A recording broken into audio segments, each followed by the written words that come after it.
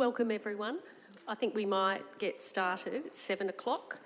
My name is Karen Redman. I'm the Mayor of the town of Gawler, and I'd like to welcome everyone here this evening. Firstly, I'd like to acknowledge the land that we meet on tonight is the traditional lands for the Kaurna people, and that we respect their spiritual relationship with their country. We also acknowledge the Kaurna people as the custodians of the Greater Adelaide region, and that their cultural and heritage beliefs are still as important to the living Kaurna people today. So firstly, roll call. I will ask for a motion to grant leave of absence for Councillor Hughes. I'll do that when I get to 2.3. And I think it's from yesterday, and it's for 3 days, I think, 3 days. So 21st, 22nd, 23rd, inclusive. So I'll get to that very shortly. Where's Jim? Jim's not here. He hasn't... Where did he go? Okay. All right. I don't know where Councillor Vallelonga is, but he'll return, I'm sure. So we'll move on to motions to grant leave of absence. If somebody could move, are you happy to move that way, Councillor? Thanks, Mayor Karen. For Councillor David Hughes for 3 or 4 days, wasn't exactly right there, but David is employed by Landcare, and with the fire season that may come up, they're doing a huge state planning area, so he's certainly well aware of that, and he wants to get it right, so please accept that. Councillor Hughes goes all over the countryside. He's been to New South Wales fires, he's been everywhere. He's got enormous experience. So is there a seconder for that? Thank you, Councillor Hennessy. So we have a motion moved by Councillor Samble, seconded by Councillor Hennessy, and it's 21st. It's the 21st, sorry, Susie.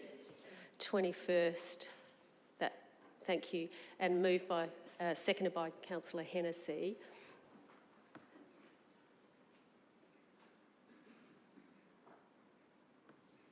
Thank you. I'll put that motion. All those in favour, please raise your hands. Carried unanimously. Thank you. There's no non-attendance. So we'll move on to public open forum, which is part 3 of our agenda. And we have one person who wishes to speak, Morgan Smith, wishing to speak on mature and significant trees. Come forward, Morgan, and I'll turn your mic. If you turn that little thing down the bottom there, and your microphone's on. Okay, thank you. Thank you, Mayor Redman, CEO Innett, councillors, staff and members here tonight.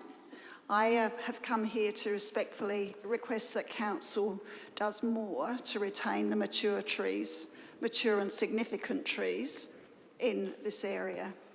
The reason I'm here is that I attended the last Council meeting and I was interested in the Cameron Cowan subdivision. To get to that point, I sat through the discussion of the tree on Clark Terrace, a significant tree on Clark Terrace that Council decided could be removed. I went down to see the tree the next day, and it is a beautiful, well, I don't know if it's still there. It was a beautiful tree. And it's hard to imagine that something couldn't have been done to retain that tree. There are lots of mature trees on Clark Terrace, and this was one that was significant. I don't know about the others.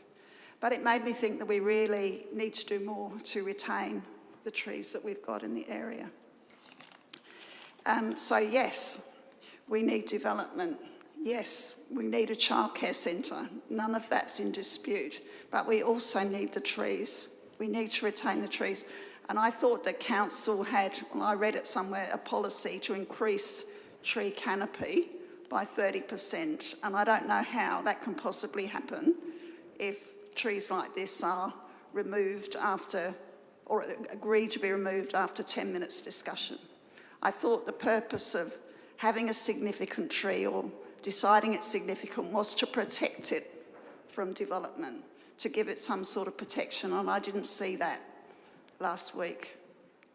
So I would just really like to request that you really think more about retaining the trees in the area, because that tree, once it's removed, if a seedling was planted today to replace that tree, or 10 seedlings were planted today to replace that tree, by the time being that tree was significant, a mature tree, every single one of the people in this room would be dead or very old.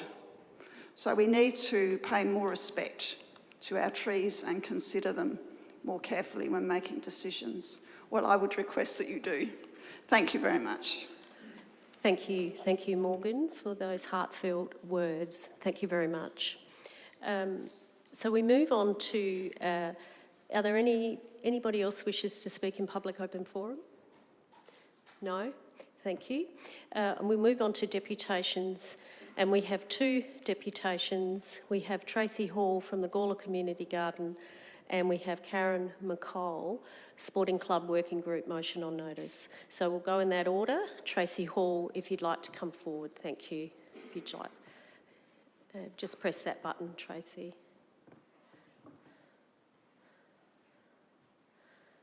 So just press the button. There you go, so we can hear you. Yeah.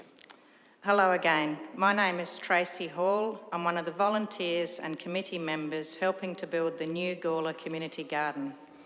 Thank you for again giving the Gawler Community Garden Incorporated the opportunity to address this council. We've had our lease for a year now and have water connected, the area fenced and vegetables growing.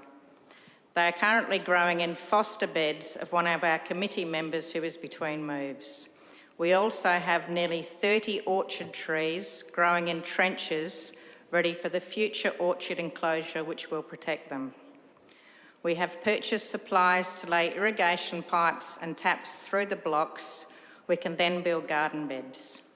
Before we take this next major step, we're pleading for permission to remove, at our cost, the young gum in the front of the site so we can return to our original layout and plans which maximise the potential of the plot.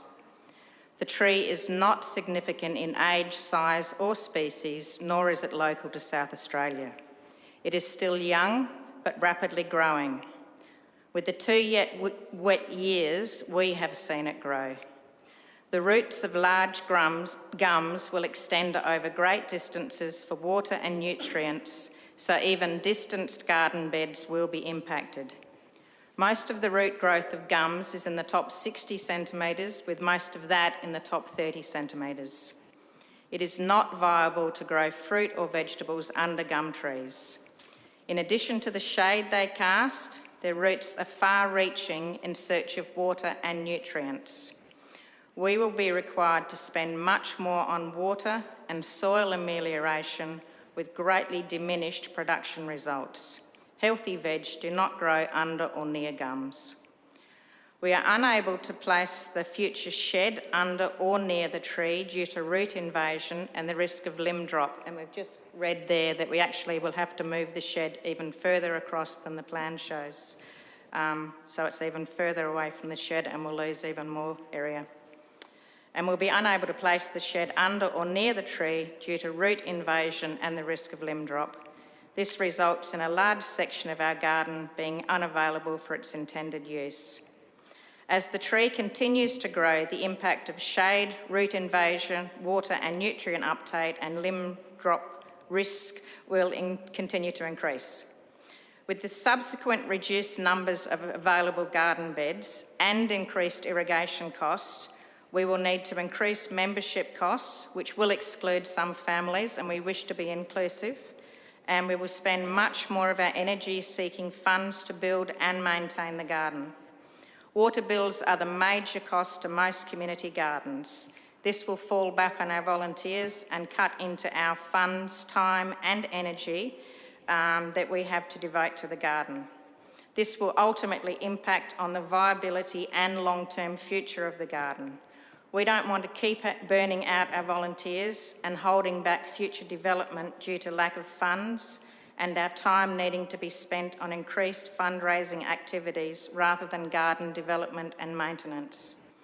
We've already allowed for root invasion from the huge old significant gum tree at the rear of the library. In that section of the garden, we've placed the smaller tool sheds and raised wicking beds for gardeners with mobility issues. The roots of that tree, the large significant one, will still impact on our orchard irrigation, but the distance is greater. The setup costs of those raised wicking beds is significant, and it's neither desirable nor financially viable to fill the garden with raised rather than in-soil beds. We are not anti-tree, and will fill nearly a third of the block with dense orchard. We will have that canopy cover. Several of our members recently helped plant out natives at the Environment Centre and help with ongoing re-veg along the Gawler River. We put our muscle where our mouth is. But fruit and veg are not compatible with large gum trees. A suggestion was made to put in root barriers around the tree. This would be a major addition which we don't have the budget for, as well as 30 seconds, thank you, Tracy. Sorry? 30 seconds. As well as temporary solution. Roots are invasive. I've had to replace two lots of stormwater at 2 houses. Roots get in when they're kept out. If we put in root barriers, it'll be temporary and expensive. It won't last. We're managing with small funds, and if the tree remains, its impact on the garden will be huge. Thank you for supporting us. Please help us remove this tree and get on with building a fantastic community garden. Happy to answer or clarify any questions you have. Thank you. Thank you, Tracy. We'll move on to Karen McColl, and I'll take questions at the end. Karen McColl, Sporting Club Working Group. Thank you. Thank you. Good evening. On behalf of the Gawler Central, Willaston and South Gawler Community Clubs, I would like to acknowledge Mayor Karen Redmond, Deputy Mayor Nathan Shanks, councillors, Gawler CEO Henry Innett and Gawler Council staff here this evening. I would also like to acknowledge in the gallery State Member for Light Tony Piccolo, BLGFA President Mick Bryan and Women's Director Janine Panagotto, as well as members and volunteers from the mentioned community clubs. My name is Karen McColl and I stand before you tonight representing and speaking on behalf of all of the local community clubs, being Gawler Central, Willaston and South Gawler, and thank them for their input, endorsement and support of this deputation. We wish to express our collective strong support for the motion at hand tonight at 16.2 of your agenda, which proposes the establishment of a working group inclusive of council delegates and staff and community club representatives to address the pressing issue of ageing infrastructure. This working group will be instrumental in ensuring that we not only preserve our sporting heritage, but also pave the way for a brighter future for the entire community. First and foremost, it is essential to clarify that our goal is not to compete with other sporting codes. The formation of this working group will be a pivotal step in developing a comprehensive plan for addressing the challenges posed by ageing and no longer fit for purpose infrastructure. Our collaboration needs to focus on a specific group of sports related to communities, ensuring we tailor our efforts to the needs and aspirations of our fellow athletes and supporters. This targeted approach will enable us to identify and prioritise the most critical areas in need of improvement. As some potential examples, more environmentally and sustainable infrastructure, women's change rooms, parenting and disability amenities. Flexibility will be a cornerstone of our strategy. We understand that opportunities to secure resources and funding can come and go unexpectedly. By working together, we can seize opportunities as they come, ensuring that we make the most of every chance to enhance our facilities and benefit the local community. An example of this is a recent announcement by the Commonwealth Government just last weekend of $200 million to support women's infrastructure upgrades at grassroots sporting facilities. Having a planned approach and being shovel-ready is critical to seizing opportunities such as this. The benefits of this working group extend far beyond the community clubs themselves. It will benefit the community as a whole. Upgraded facilities and improved infrastructure will create a more attractive environment for residents and visitors alike. The positive ripple effects of this investment will extend to local businesses, tourism and the overall quality of life in Gawler. We must also consider the long-term interests of the Gawler community. By addressing ageing infrastructure now, we can ensure that future generations can continue to enjoy the facilities that are an integral part of our town's identity. This is not just about today, it's about preserving our sporting heritage beyond the already 135-year existence for tomorrow. Furthermore, while we are eager to work closely with both state and federal governments to secure additional support, we firmly believe that the Council needs to support us with leadership in this endeavour. As the representatives of our community, the Council plays a pivotal role in coordinating our efforts and advocating for our cause. Together, we can leverage the support of higher levels of government to achieve our shared goals. It's worth noting that our neighbouring councils, such as the Barossa Council and Light Regional Council, have already demonstrated the value of such collaborations. Their investments in community club infrastructure upgrades have yielded significant benefits for their communities. Some examples of this are the South Australian Cricket Association Women's 2020 Big Bash, SANFL carnivals and events, AFL National Inclusion Carnival held in 2022 and a gather round to come. We have the opportunity to follow in their footsteps and build upon their successes. In closing, I urge you, our esteemed community elected members, to wholeheartedly support the motion for the establishment of a working group to address the ageing infrastructure of our community clubs. By doing so, you will be championing the cause of a collective, conservatively 10,000 community members who frequent these facilities. Together we can preserve our sporting legacy, continue to provide health, wellbeing and educational opportunities and create a brighter future, ensuring that Gawler remains a vibrant and thriving place for generations to come.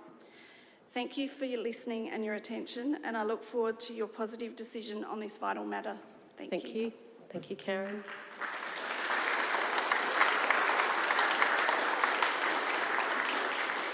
Any questions from the elected members? Councillor Davies. And firstly, I guess I'll just say we can move that item forward if people are interested in. We will be doing that. We will be doing that. So don't leave. We'll get to the football motion.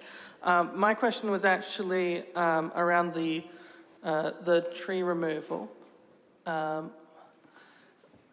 Basically, just I guess you said you've made these plans and they didn't include the tree, but obviously the tree didn't show up this year. So I guess what were the thoughts around the tree in the first place?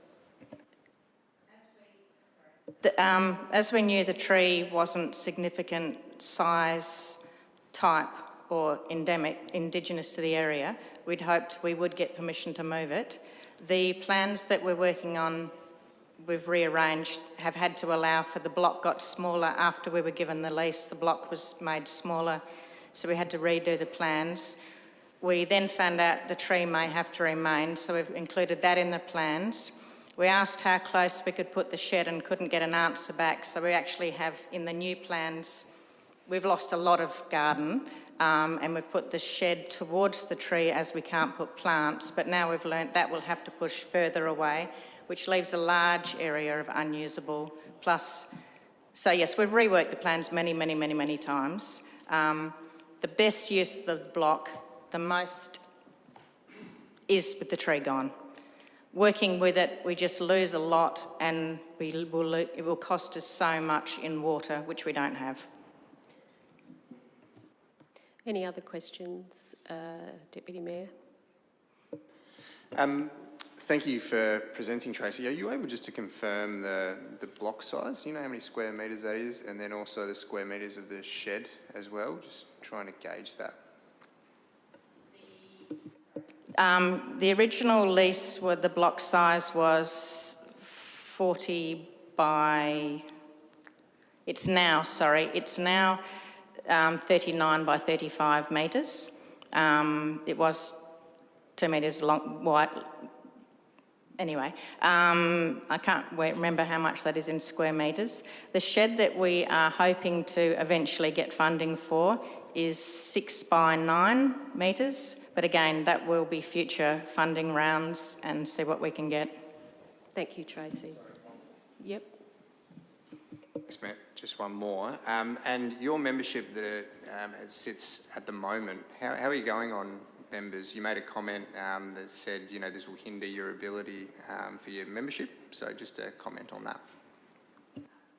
For the Friends, we haven't yet done full memberships because we don't yet have blocks of garden available. So we're still working on Friends membership, which is a peppercorn, just to cover insurance, which we need to cover. I think we're up to about towards 79 Friends memberships currently, plus others are waiting for the garden to join.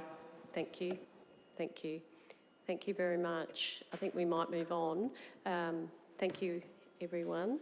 So, any declarations of interest, councillors? Councillor Koch?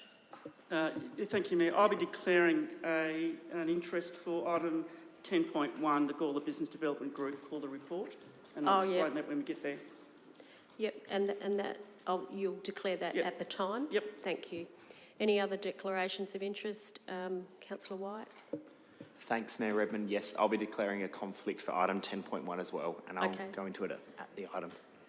Okay, so Councillor White and Councillor Koch. Any other declarations of interest, councillors? No? Thank you. Thank you. Councillor Solomon. I'll declare a general conflict for the item 10.1, but I'll come to that at the time for the Gawler Business Development Group, given I'm the council rep on there. Yep. General. So, yep. Thank you. Thank you.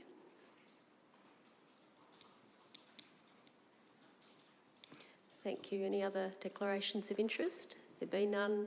I'll keep moving. There's no adjourned items. There's no petitions. Confirmation of minutes. Ordinary council meeting 25th of... There's feedback. Can we get rid of that?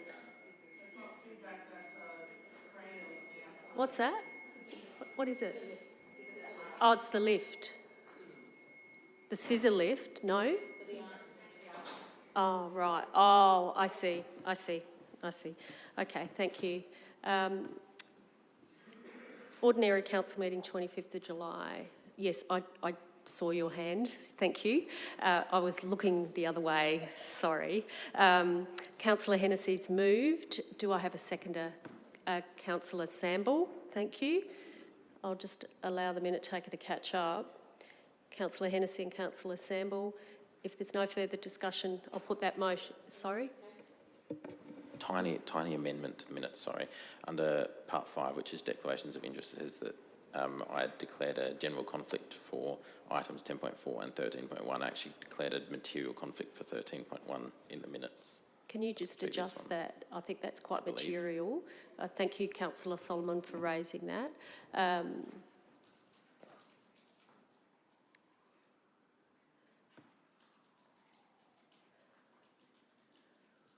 Material conflict for, 13.1. 13.1. Okay, that's been documented, and that's with the following amendment declared a material conflict of interest in item 13.1. Okay, and what you mentioned a general conflict. Was that mentioned in the? It was mentioned. It was just the material conflict. Okay, thank you. If there's no further discussion, I'll put that motion. All those in favour? Carried unanimously. Thank you. Business arising from the minutes? Can't see anybody's hand up. So we'll move on now. Deputy Mayor, you wanted to move 16.2 forward. So you want to move that motion, move 16.2 forward, seconded by Councillor Davies. Just allow that to be documented.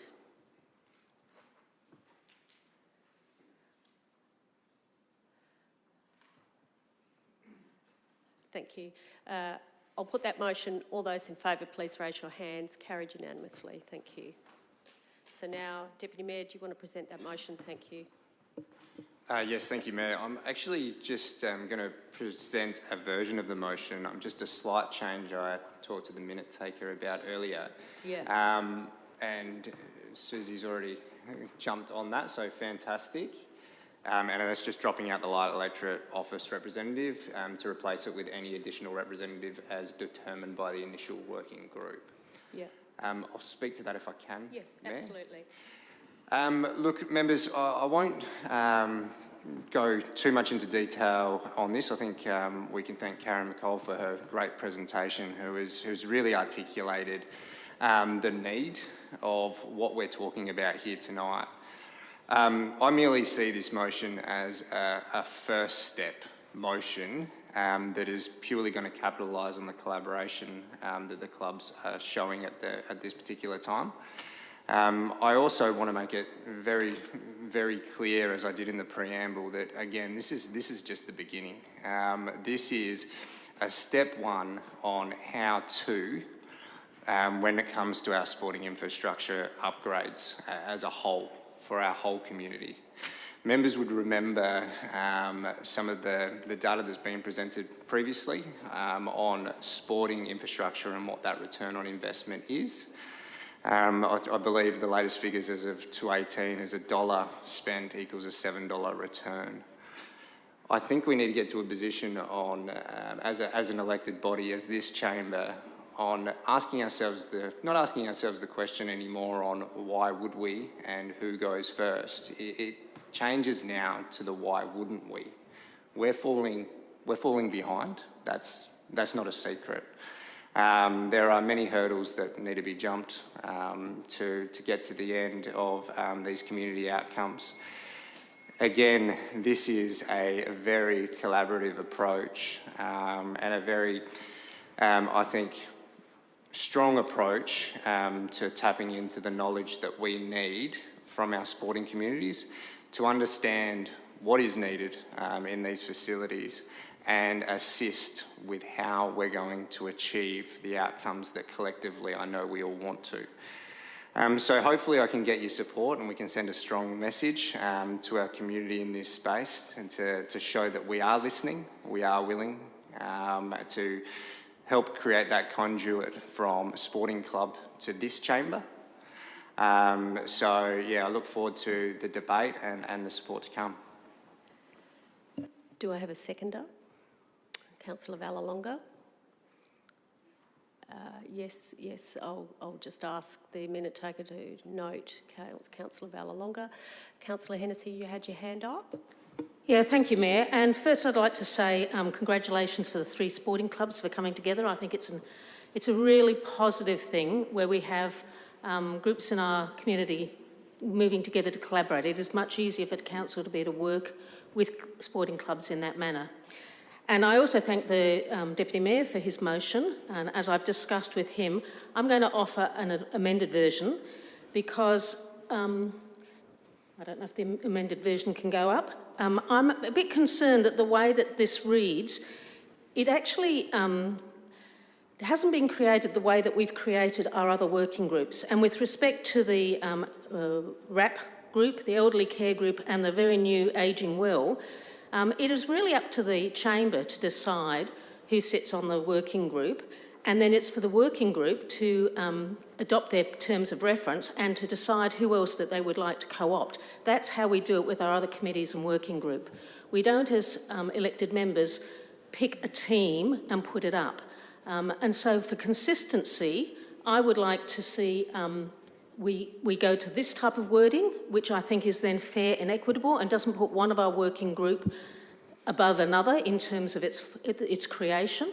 And I think this is a more transparent and fair way in dealing and being consistent with how we do working groups. That said, I'm really looking forward to, and depending on the success of this amendment, I'm hoping to nominate myself as one of those 3 members, elected members to go on the group. Normally I wouldn't put the Mayor and the Deputy Mayor in, I wouldn't specify that, but because we've had some prior discussion, we know both of our Mayor and Deputy Mayor are interested, so I've added those to the list just to save putting another 2 empty spots. We don't have a leadership team as such. We have a deputy mayor and a mayor, so some of the discussion about should the whole leadership team be on it, I think is not necessary. There's 10 equal votes around this table. We all should get a chance to nominate and, if needs be voted upon who goes onto this working party. Thank you. Do I have a seconder? Do I have a seconder? Are you happy to second, Councillor Koch? Do you wish to speak at all? If I speak now, that's it, is it, for this yes, motion? Okay, yes. right. I'll second this because I think it's important that we have consistency in the way we have our working groups. And I just want to now talk about caution around what we're doing. I accept that we need to upgrade our facilities. I'm involved with the Barossa Football Club and the Lindop Cricket Club. We go to Gawler South, for example, and the facilities there are atrocious. We go to other clubs through the Barossa and it's pretty good. We go to Williston, it's sort of fine. We go to Centrals, it's fine. But we do need to upgrade. We are actually spending money on doing a master plan for the Elliott Goodger Reserve. We have done a master plan for the Gawler Centrals, and we're actually touting that the Gawler South actually be moved. We've actually said that.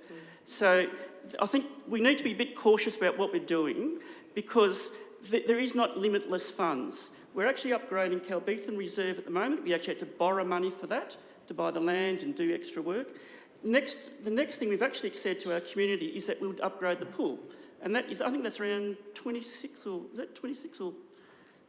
million, I think, is that right? Or Well, could be more. Could be more. Could be a lot more. So we've actually said to the community that this is what we're going to do. So we're doing Calbeathan, then we said we're going to do the pool. We've gone through and we're doing all the other master plans. I'm just concerned that there might be an expectation from the three sporting groups that this will bring forward a whole renovation of all their facilities in a really short time. You're probably talking maybe $100 million. Are we talking $100 million to do the whole? We don't know. So it's a lot of money. We've got a long-term financial plan. We've got a business plan. We've got a community plan. We just need to be careful that it all fits in together because we've actually got a deficit budget where we actually passed a budget where our rate increase is actually less than inflation. So we're sort of going backwards financially. So we need to pay off the debt before we can start even to think about having money to actually allocate to do 50% funding with any grant application. So I accept we have to do it and we need to get on with it, but I just want to be realistic about what we could actually achieve as a community because at the moment it sounds like that we'll have this working group and all of a sudden it's all going to happen without, it's all going to happen and it's going to be fantastic, but there's all these other issues we have to think about and it has to fit into our long-term financial plan. So anyway, I'm happy to support that and that's all I want to say on the issue. Thank you. Thank you. Any other discussion? Councillor White? Thanks, Mayor. I'll speak now on the original motion and the amendment, as I can only speak once. First of all, I would like to express my thanks to the three sporting clubs that are here tonight and for your deputations at this meeting as well as our previous meeting.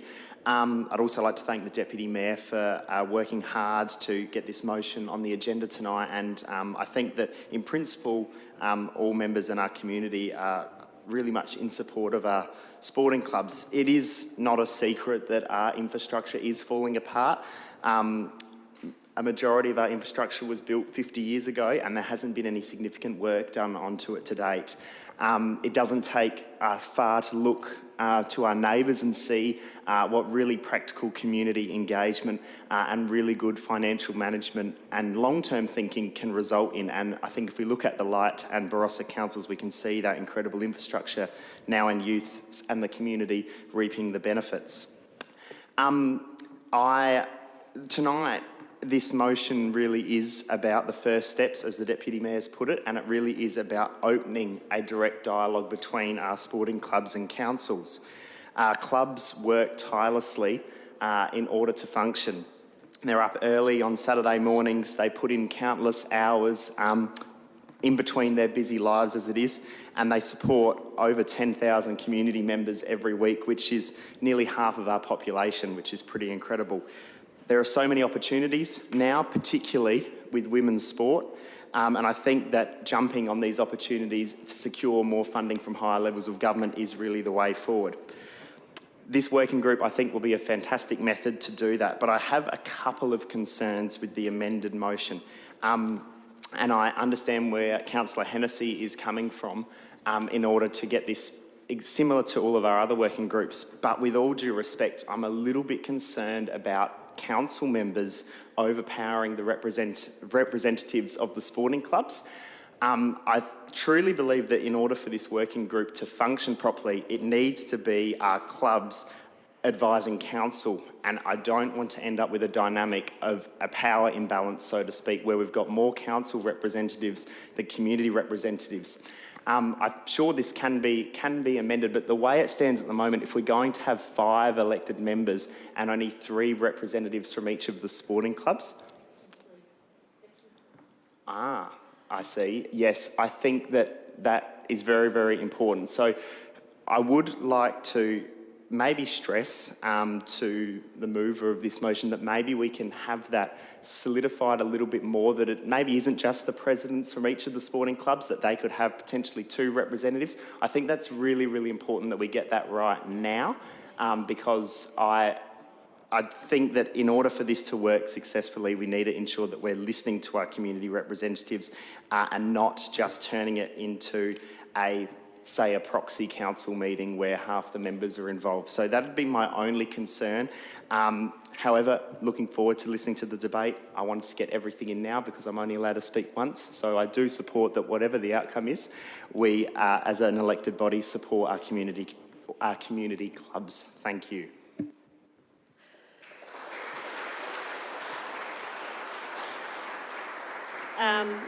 Any other discussion? Any other discussion? Question?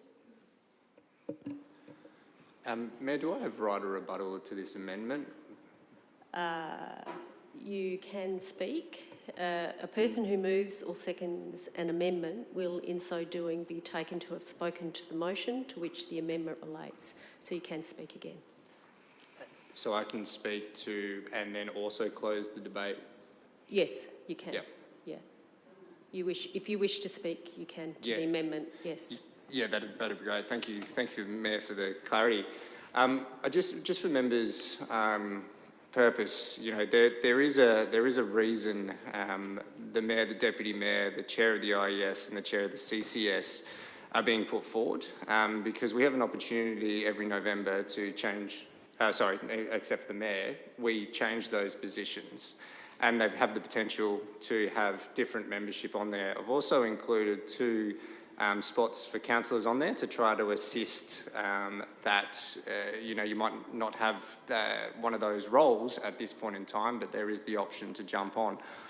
The chair of the IES and the chair of the CCS are very important functions, I believe, because if you have a chair of those major committees, infrastructure, environment services, I mean, the chair being able to report on what happened in the working group as a consistent role is the reasoning behind that. I also note the deputy chair becomes the deputy member by default. So again, that inclusive model. I also purposely did the 2 South Gawler Sporting Club representatives because I see an opportunity of not only a football club president, but, you know, any other sport in the precinct's representative. Netball, cricket, women's footy, you know, that is a very important function of this group. And I also added in the wording that the working group can actually conclude that should they want additional members, that they would have the choice to do so. I, like Councillor White, I'm a little bit, I'm trying to ensure that we're using this group to get the messages from the sporting clubs and use our representatives to feed it back into this chamber. Use our 2 biggest subcommittees to do it, and also have the elected membership as the decision makers here at the top. Nothing's changed in that. I understand the apprehension of the way that we've always done it in other working groups, and that model works absolutely fantastic with those topics, but this is a very in lack of a better term, it's a very big topic over a multitude of land that services a big portion of our population. So being targeted in the membership was of no malice intent. It was pure strategic thinking to ensure that we capture that function and create that conduit that I believe we need. So, yeah, I obviously will be speaking against the amendment, but I thank Councillor Hennessy for the sentiment around it, and I understand what you're saying, and I really hope you do put your hand up for the group, because we do have another chance to present your sentiment to the working group as a whole, and who knows, it might result in what you're talking about. Councillor Hennessy, do you seek leave to speak again? Thank you, Mayor, I do. Just one moment. I need to ask the council to give you leave. Sorry. Does Councillor Hennessy have leave? Just show it with a show of hands, please. Yes, you do. There you go. Thank you, Mayor. I will get the system sorted one day. Thank you for the comments and the debate. In terms of Councillor White, the point of the third dot point there was to allow, it wasn't to try and eliminate. This is just this is just setting up the working group from the chamber. It certainly doesn't stop the working group then adding extra people in. The only chance we get in this chamber is to create the working group that the elected members go on, and of course the 3 sporting club reps. It's certainly, and I would very much expect that this group, once they meet and if they've sorted out their terms of reference, would then of course immediately co-opt a range of people, including hopefully second, maybe even third members of each sporting club, so that there is a balance. I certainly don't want to see an elected member heavy working group. That's not the point of a working group.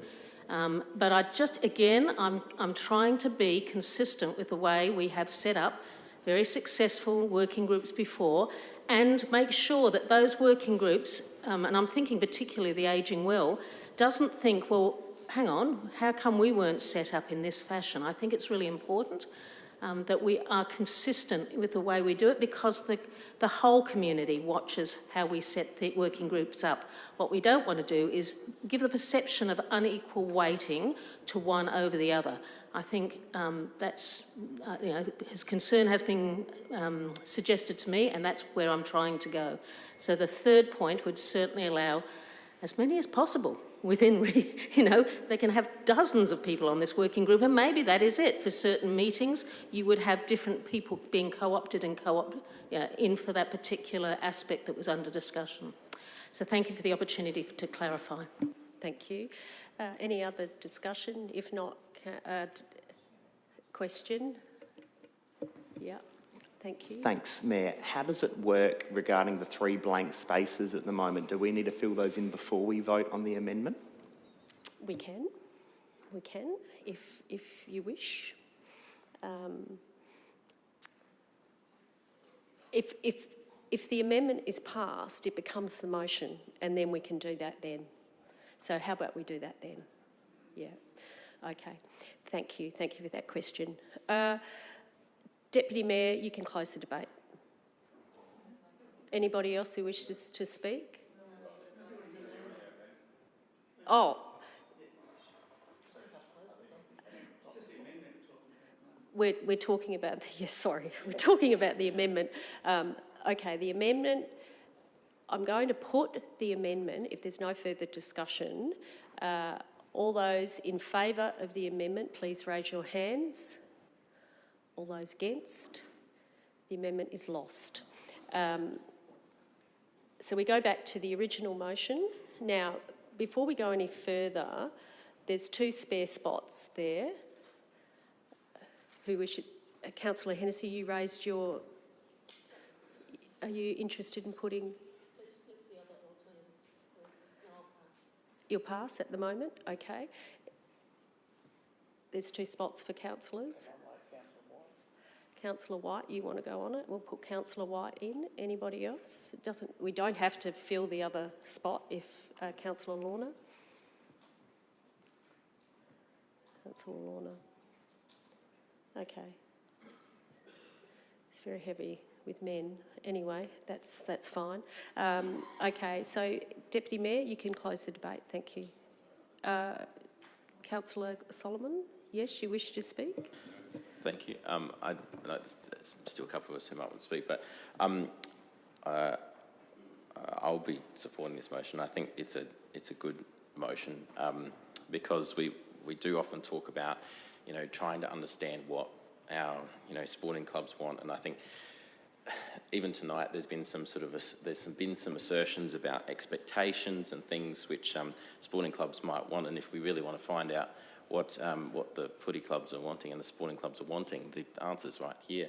And I think that, coming together and forming this group allows us not only to discuss what sporting clubs have in mind for their plans for the future, but also it helps us to set expectations as well around what council can do. It allows us to have conversations about what sustainable investment in sporting infrastructure looks like. We're not setting any guidelines around the time frame of any of these things tonight. We're simply opening up those conversations, and I think that if we want to communicate to sporting clubs the difficulties with funding, then we need to be, going out and talking to sporting clubs about that exact thing. I think most of the people here tonight are ratepayers as well. They don't want to see us take on, huge amounts of debt. But if we want to do this sustainably, I think the answer is actually to engage with sporting clubs and to welcome them into that forum as well. I will reiterate once again that I think this is a great opportunity, a great step forward, and obviously commend everyone from the sporting clubs who have come together in order to make this happen, and have pushed council to do that.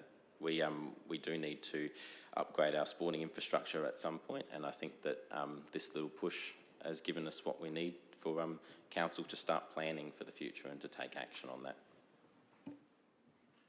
Councillor Davies. Yeah, I'm happy to support this motion. I think it ties in nicely with a motion that I moved a few months ago about looking for opportunities around Gather Round and, opportunities to take advantage of the interest in that kind of infrastructure across the state. I do acknowledge that obviously there's always so many commitments that we do have and so much budget that we're tied in, but I think we need to make sure not to have, choice paralysis.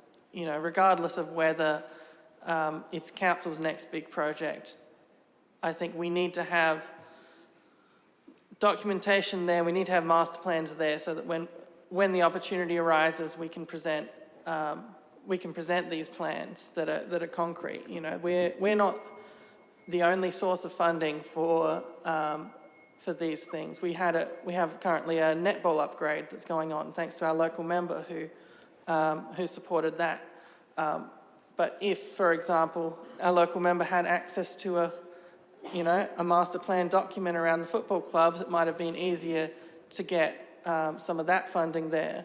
So I just think it's important to have this kind of working group and documentation so that if the opportunity arises, we can make use of it. So I'll support this motion. Councillor Vallelonga.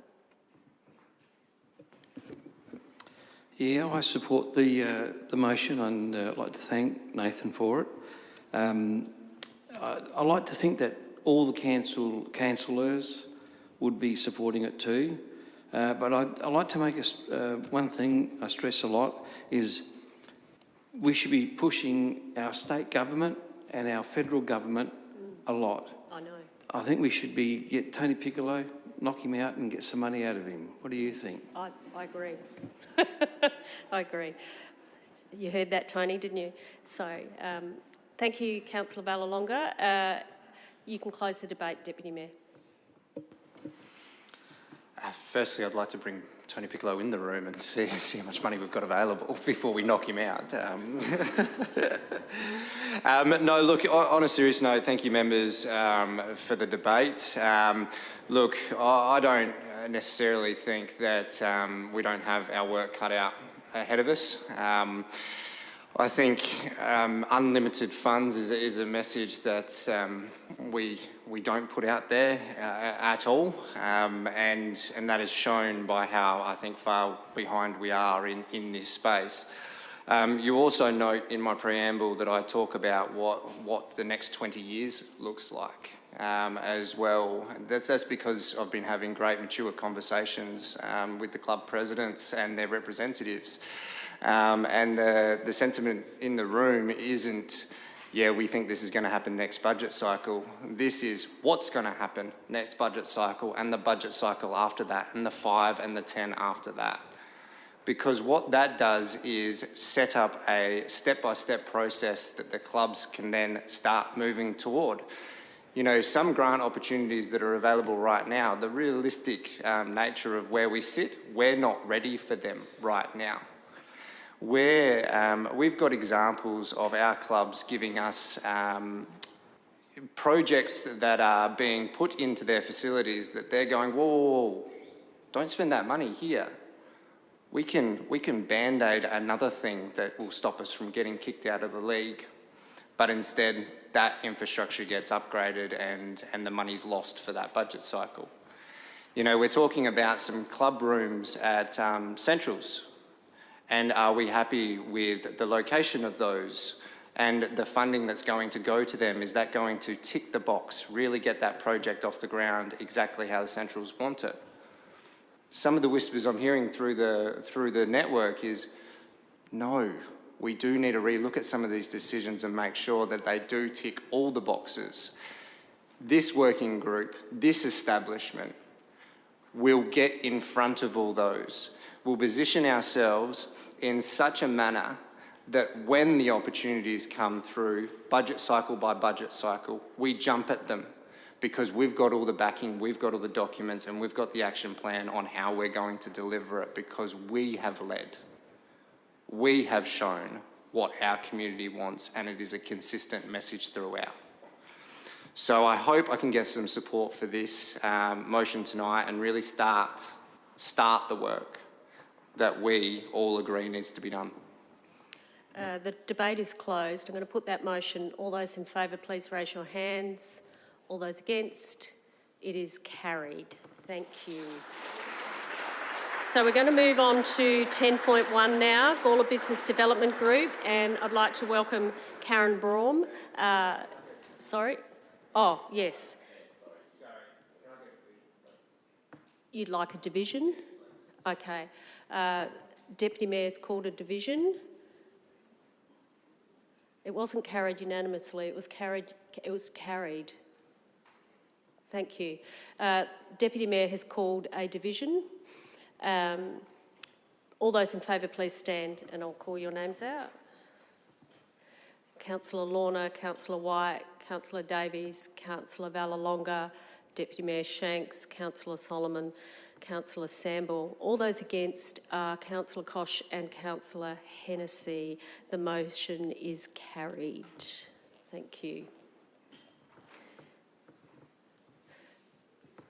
So what are you...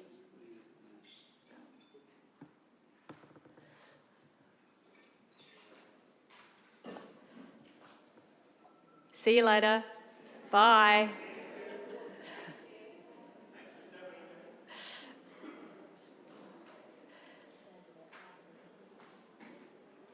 Yes, thank you. Okay.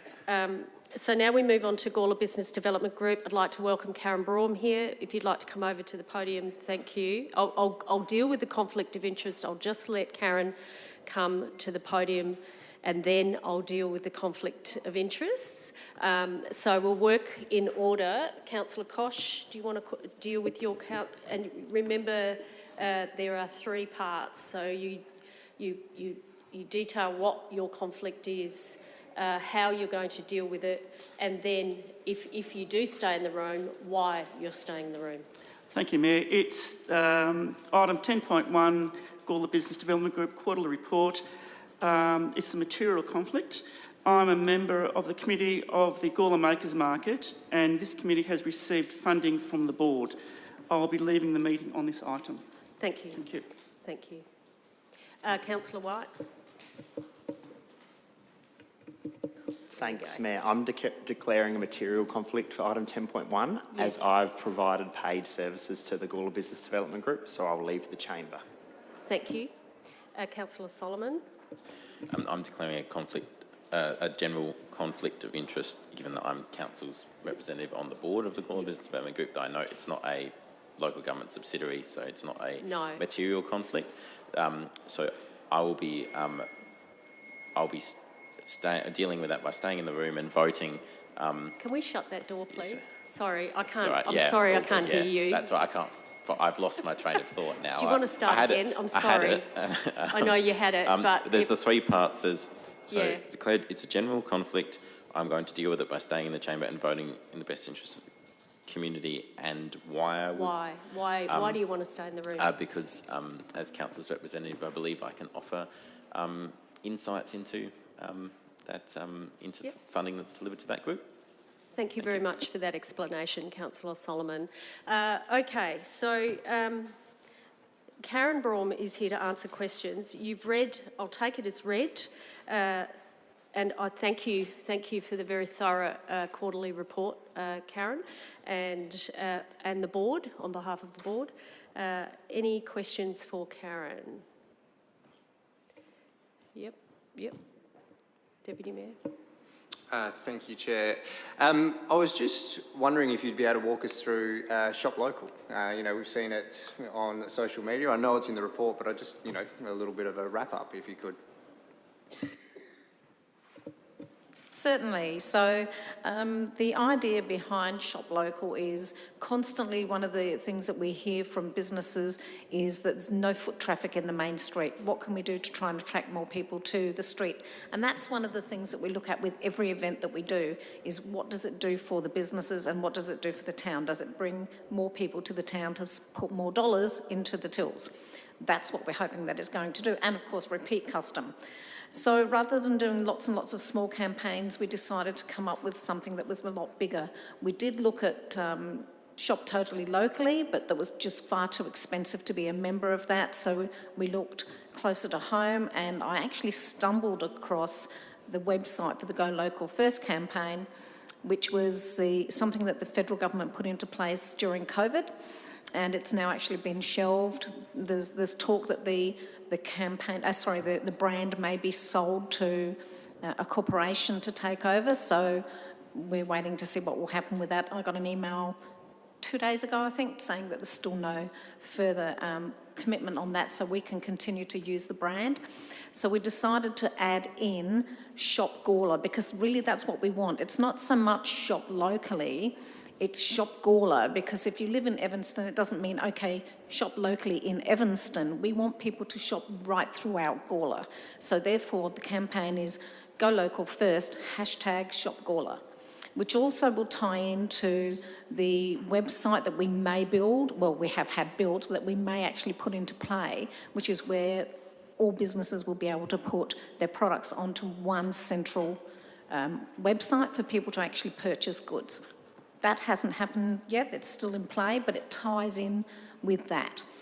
So the campaign is about driving foot traffic into the town. We've got lots and lots of activities planned that will actually bring people here. We've got a competition that will be occurring in this next 6-month period, well, this period we're in now, where people will be able to win a seat on a bus from all over Adelaide to be brought to Gawler to spend the day shopping, and we'll be hosting them. We're actually in the middle of planning that right now. In fact, I've probably spent about 3 hours on that today. So there's lots of things that we're doing to bring people here and to get people to say, hey, Gawler's got a lot to offer. So they may think about coming here more often. They may come and live here, which would be even better. So it's a multi-pronged approach to try and make people come and see what there is in Gawler that's a little bit better than other places. Thank you. More questions? Yep. One at a time. Thank you. Yeah. There we go. Hi, Karen.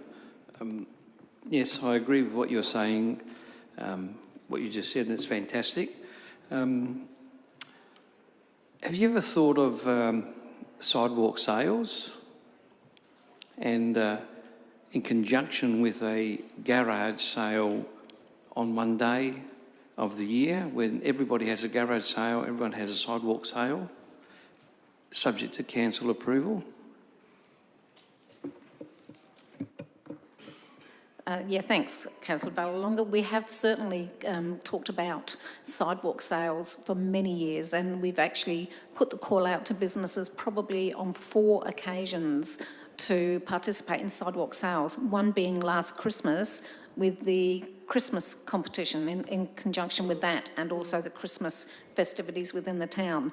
There isn't enough call from the businesses to do it, predominantly because many of the businesses are still sole traders. They may have a shop front, but there's one person working in there, or they might have 2 or 3 people working in there, and they cannot afford the costs of paying for staff to be out on the footpath. So I think we got about 3 businesses that said that they could do it, and it's not worth doing it for that. But we will keep looking at it. Councillor Davies and then Councillor Lorna. Yeah, I don't know if you've stopped in on the Gawler Cinema lately, but I went in this week and they seem keen, the new owners, and running a cafe and a clothes place, and I think they're going to reopen some cinema stuff soon. Yes, they are. Yeah, they're quite innovative at the moment, aren't they? Yes. Yeah, it's looking really good, actually. There's a couple of businesses in town that are doing some very different things at the moment, so we're certainly keeping an eye on what everyone is doing, and at the moment we're also, as everybody knows, we're looking at doing an episode with South Aussie with Cozzy in the next few weeks. I think we're filming on the 12th and 13th of September. So there's quite a lot of different things are being built in around that, and in fact today we secured, I think, about 6 businesses to be key elements of that campaign, and it's not just going to be showcasing a business, it's businesses with something unique about them. So watch this space. Councillor Lorna. Thank you, Karen. You may have just touched base on one of my questions in regards to the local radio and television. Now, I don't normally listen to local radio or watch local television, but what's that actually look like? I believe you just mentioned South Aussie with Cozzy, so that would be part of your television campaign. Does it go any further than that? That will depend on how the budget is going. We originally were only going to have a segment of a show, and now we're actually taking a whole show. So that's eaten into the budget quite a lot. The board actually approved, I think it was an extra $24,000 for that at our last meeting. So that's a huge commitment. But we just thought, because we've got so many different unique elements that we've found within different businesses to showcase, and different things within Gawler to try and get people to have a look at, we thought it's important to actually focus on that at the moment. So we will certainly be doing other marketing activities alongside of that, but nothing that's going to cost too much money at the moment. And radio is quite expensive. I think that addresses your question, Councillor Lorna. Councillor Samble. Thank you, Mayor Karen. And to you, Karen, you made a big emphasis on the point that it's promoting Gawler, one-stop Gawler and all that. What I've been finding with some of the big events that have been happening, whether it's at the Williston Oval or the footy matches or netball or whatever it may be, and quite often you'll hear it broadly said across the radio or even in the media that it's at Williston or it's at Everston South and all that sort of stuff. And people have regularly said to me, they said, is that at Gawler or is that near Gawler? I'm just wondering, has there been any sort of,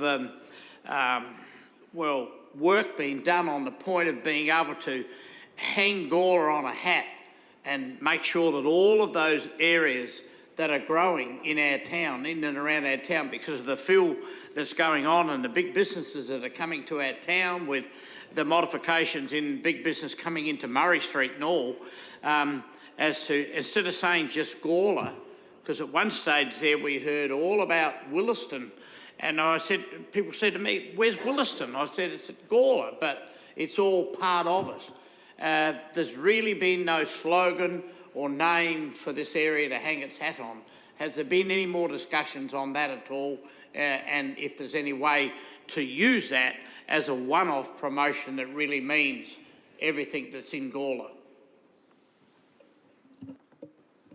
Well, I think it's the same for any local government area. There are a number of suburbs within that local government area, and to try to encompass a slogan that incorporates all of those suburb names would be extremely difficult, and I don't think it would be very catchy, to be honest. However, that being said, we certainly do promote whatever is happening throughout the entire local government area. So if there is something really good happening in Willaston, we promote it, and we do mention that it's in Willaston. I'd certainly be happy to have a chat with you about any ways that you think we might be able to incorporate all of the suburbs into a slogan, but I can't think of it myself at the moment. But we are looking at the moment, we put the feelers out a few days ago to have some shopping bags created with all of the suburbs on one side of the bag and Shop Gawler on the other side. We still haven't got a quote back yet, but that might actually do it for you. We still own Gawler, the best town in the country slogan. Thank you. Thank you, Karen. Thank you very much. We have a officer's recommendation that receives the quarterly report for April to June and notes that the Gawler Business Development Group has met its quarterly reporting requirements. Happy to move that way, Councillor Davies, thank you. Do I have a seconder? Councillor Lorna, thank you very much. If there's no further discussion, I'm going to put that motion. All those in favour, please raise your hands. Carried unanimously. If somebody can bring in. Thank you, David. Thank you, Karen.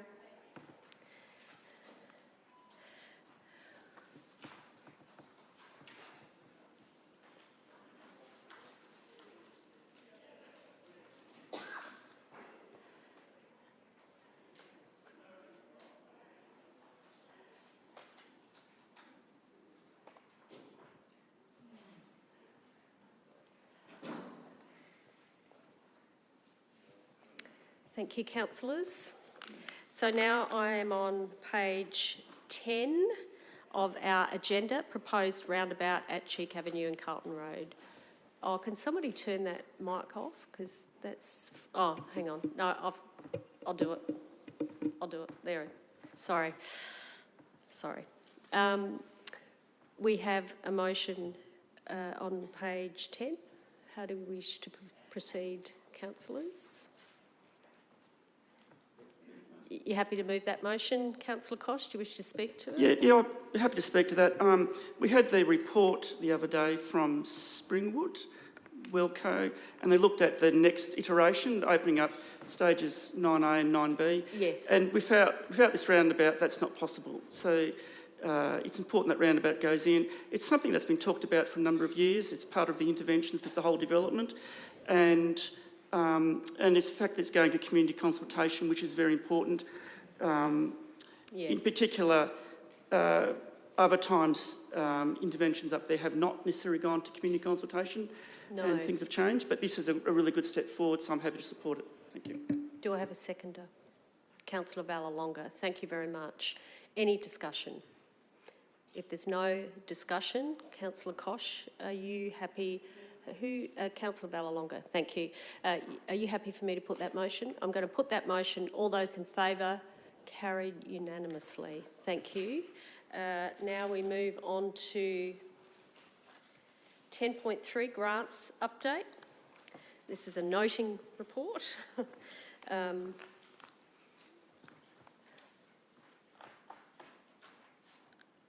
How do we wish to proceed? Do we want to do nothing or do we want to do something? Are you happy to move, Councillor Hennessy? Are you happy to second, Councillor Ballalonga? Does anyone wish to speak? Do you wish to speak? No. Councillor Davies, I saw your hand first, and then Councillor Koch, I think. Yeah, just, I guess, as it's a noting report, is there a particular reason why this isn't an information report?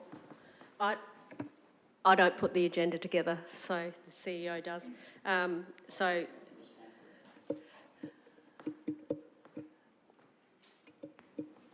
Parts part 3 of the recommendation and the 2 subparts of that is presenting to council the suggestion in terms of the allocation of the funding, which council has discretion to not go down that path. So I took the call that it wasn't a noting recommendation, but had an element of a decision.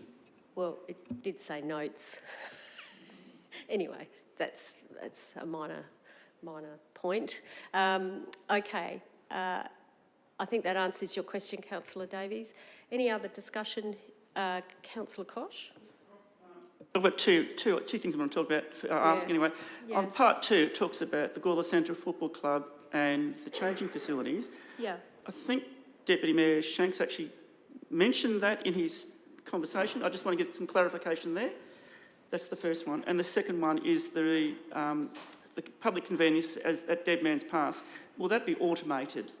That was a question I got. Yeah, okay. I'll go over to David Barrett. I think you might be able to answer some of those questions. Thank you, David. Certainly. So through the Chair, I can certainly answer Councillor Costa's question about part 2. The Council's budget at this point in time has an allocation to provide towards that grant application. We've been working on the detailed design development of change rooms at the Gawler Central Oval based on feedback from the last time we applied to this round of funding, where we went for change rooms for all 3 football clubs. This was a couple of years ago. And the feedback from the funding body was that the Gawler Central's application was the strongest application that we had. However, we need to have detailed design development and services integration within that, and a development application lodged. So we've been working through that detailed design process in consultation with the Gawler Central Sporting Club. We're coming to the end of that and seeking to lodge that application as a result.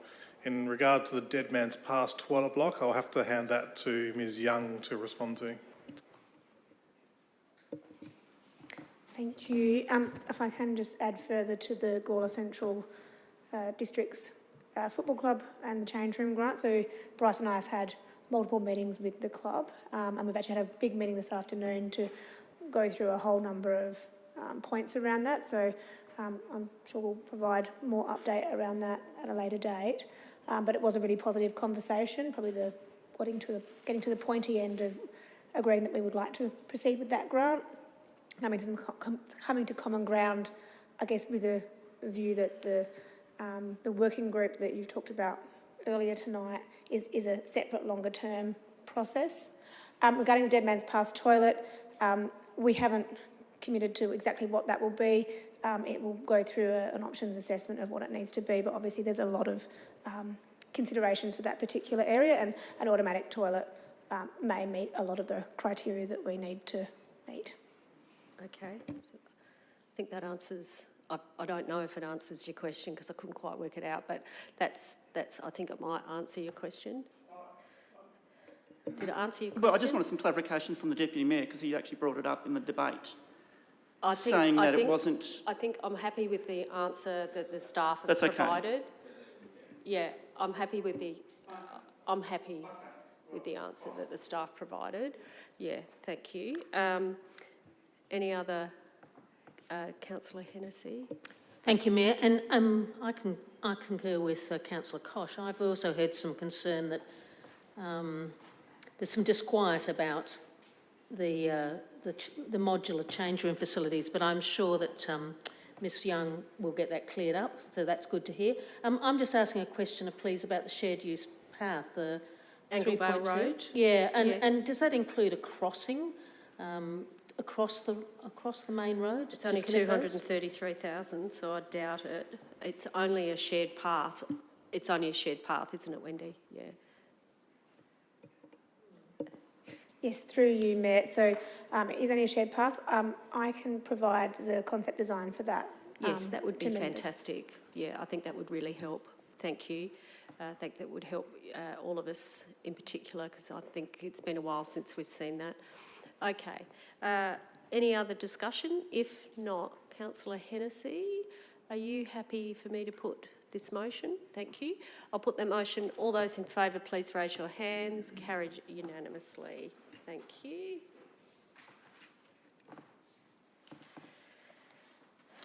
10.4.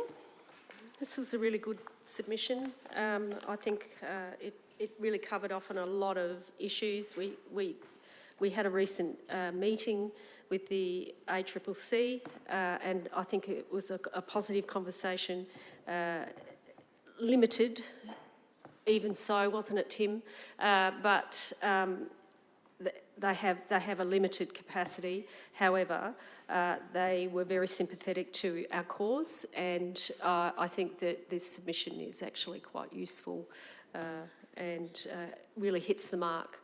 It doesn't beat about the bush. It's very direct, and I think that's the way we need to be with these submissions. So, authorises the CEO to lodge the Town of Gawler submission. You happy to move that way, Councillor Lorna? Thank you. Do you wish to speak at all? No. Do I have a seconder? Thank you, Councillor Samble. So we've got a mover in Councillor Lorna and we have a seconder in Councillor Samble. Do we have any other discussion? If not, I'm going to put that motion. All those in favour, please raise your hands. Carried unanimously. It really was an excellent report, yes. So now I'm on 10.5, Code of Practice for Access to Council and Committee Meetings and Council Documents. I'll take this report as read, and also the attachment with the policy, or the Code of Practice, I should say. You're happy to move that way, Councillor Davies? Thank you very much. Do you wish to speak at all? Yeah, look, I mean, noting, yeah, we didn't get any feedback, but I also didn't expect any feedback.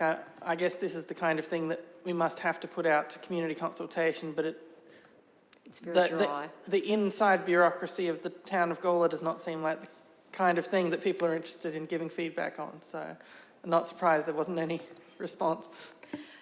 Do I have a seconder? Councillor Vallelonga, thank you very much. Any other discussion? If not, are you happy for me to put that motion? I'll put that motion. All those in favour, please raise your hands. Carried unanimously. So it was seconded by Councillor Vallelonga. Thank you.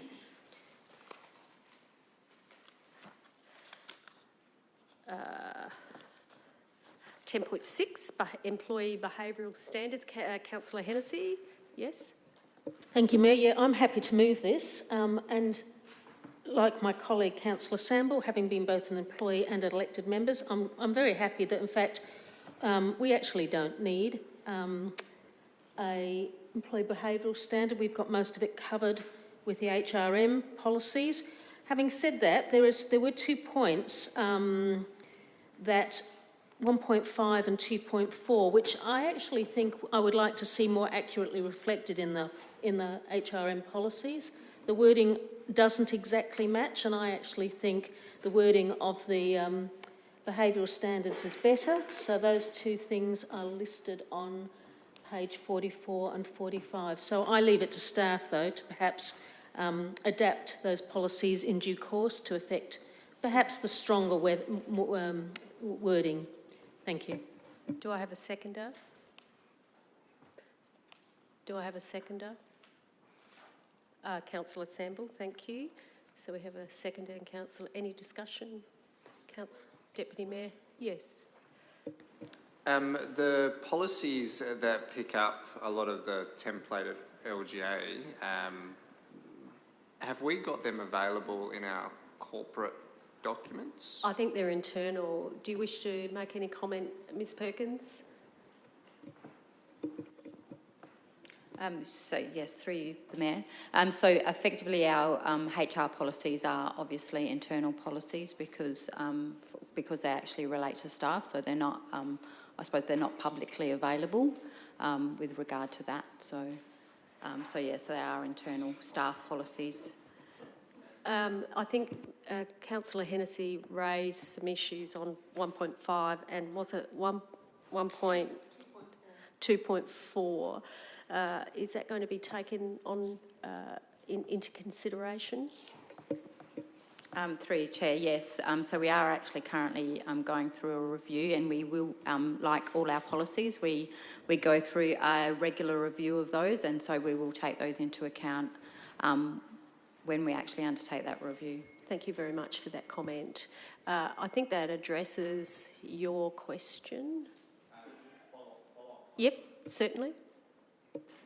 Do we know how many councils adopted the default policy? And then if a council did adopt the default, does that then become available online as well? Because I mean, the councillor behavioural one is, so I just... Yeah, I think, would you like to make a comment on that? It is in the document. With respect, through the Mayor, with respect to the number of councils that have adopted it, I'm not aware of the number of councils, if any, have adopted it. Obviously, it's a new position from that perspective, and when the code of conduct for employees was rescinded in 2018, because effectively the model effectively replicates that old code of conduct. A lot of the councils were actually effectively just took that repealed code of conduct and put those into the HR policies. So I think you'll probably find that a lot of the councils are in the same position, in the sense that we've always had the HR policies, and because of they very closely reflect the behavioural standards, that they probably won't necessarily have council adopt those behavioural standards. Would it be fair, picking up on your question, Deputy Mayor, would it be fair to say that most councils have HR policies, internal policies, that deal with behavioural standards or acceptable behaviour and unacceptable behaviour? Yeah, so that would be a fair call. As I said, most councils, because back from from 2014 to 2018, councils had, there was the gazetted employee code of conduct, which was in place, and then when that was repealed, a lot of the pretty much most of the councils just basically took that and made that as their internal policy anyway, which is a lot of this is reflected in the behavioural standards or the model standards as well. We also have a complaints policy that is public, that people can use if they have an issue with staff. Yep, through your worship. Yep, that's the case. Okay, thank you. Councillor Davies. Yeah, so I guess when we've come across this situation in the past with regards to an LGA model policy comes out, our previous sort of way of dealing with it has been basically to say, well, we're putting ourselves in, maybe extra risk or extra, extra work by having our own version of the policy instead of the model policy. I'm just wondering if there's something that's different in this situation. I think that's been answered in a various way. If you like. Through the chair. So I think the difference between in the past is this policy is actually optional. So it's actually, whereas in the past, most of the, with respect to the LGA templates or the model policies, they've actually been mandatory policies. And we've actually only adopted them at a point in time and in the instance because they are mandatory policies, and then effectively then they've been subject to review. And then once those policies have, I suppose, understanding the nature and from an operational perspective, we've actually undertaken that review and modified the policies to actually suit our environment and our operating environment. Because a lot of the LGA model policies make a blanket assumption across all councils that they operate in the same way, which while we deliver the same services, but from a cultural and from a operational perspective, there are some slight variations with that respect. But the biggest difference here is that this is actually an optional policy. It's not a mandatory policy where all the others have been mandatory. I think that addresses your question. Thank you. Okay, so we've got to move on in a second. Any other discussion? If not, I'm going to... You wish to speak? Deputy Mayor? Thank you. I like Councillor Hennessy. I think it's great that we do have the HR policies in place. You know, it sounds like a bit of a front runner in some other councils, because obviously there's a reason the LGA put forward a template.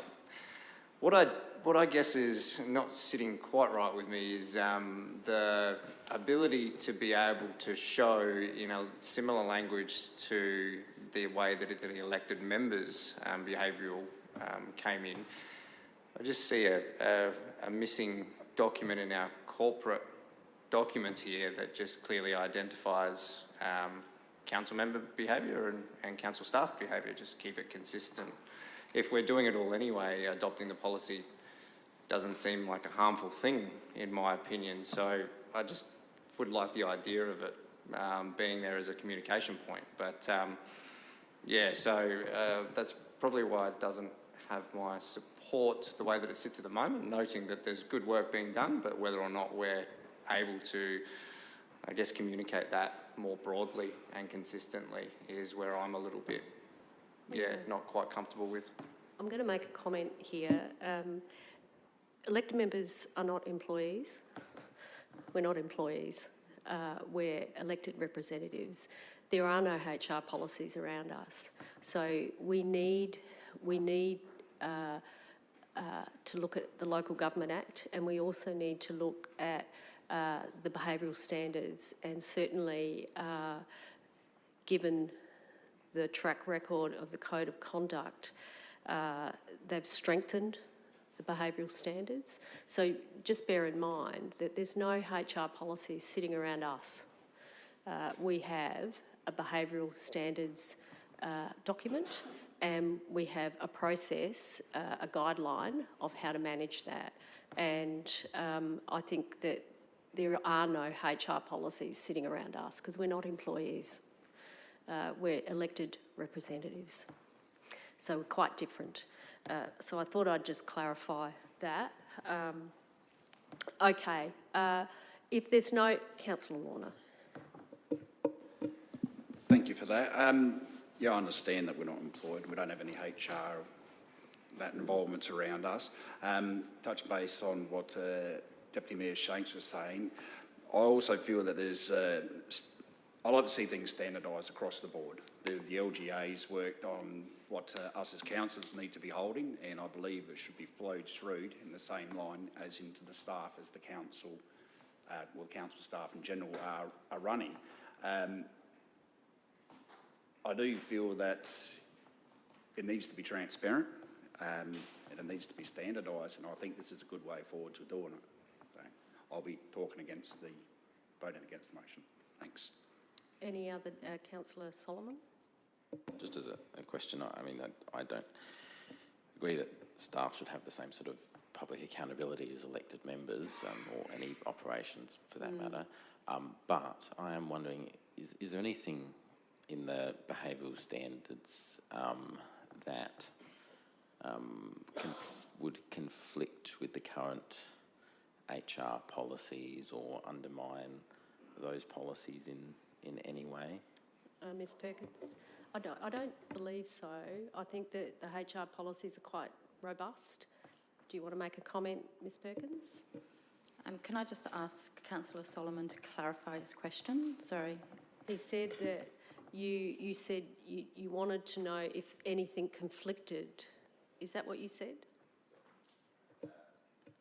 Yeah, roughly. So obviously we've got the employee behavioural standards there. I guess what's the I'm trying to get the logic behind not adopting those sort of recommendations. Like, what is it? Does it undermine it? Does it detract from the current HR policies in some way? Is it, what's the benefit of doing that? Is it duplicating? Is that what you're trying to say? You understand? Okay, thank you. I suppose from as the council, from an organisational perspective, We have a number of policies, and pretty much a fundamental foundation of most organisations is a series of human resource policies that are either governed by effectively, so the local government acts says that we have to actually have a number of policies, and the responsibilities from a human resource perspective actually resides with the CEO. It doesn't necessarily reside with, well, it doesn't reside with the council. We've had HR policies in existence for pretty much for every single organisation I have worked for, and I've been working for 30 odd years. That have had HR policies that have actually set out behaviours that are actually expected of employees. I think that the report demonstrates that our existing HR policies covers the intent and basically sets the same standard of behaviour as the model policy sets out.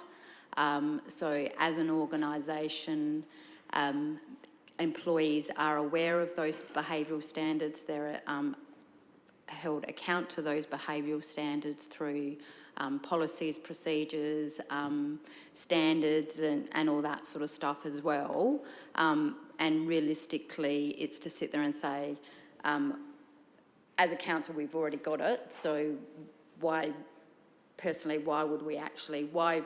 the council itself adopt a policy with regard to HR from a behaviour perspective when it has no remit across all the other HR policies?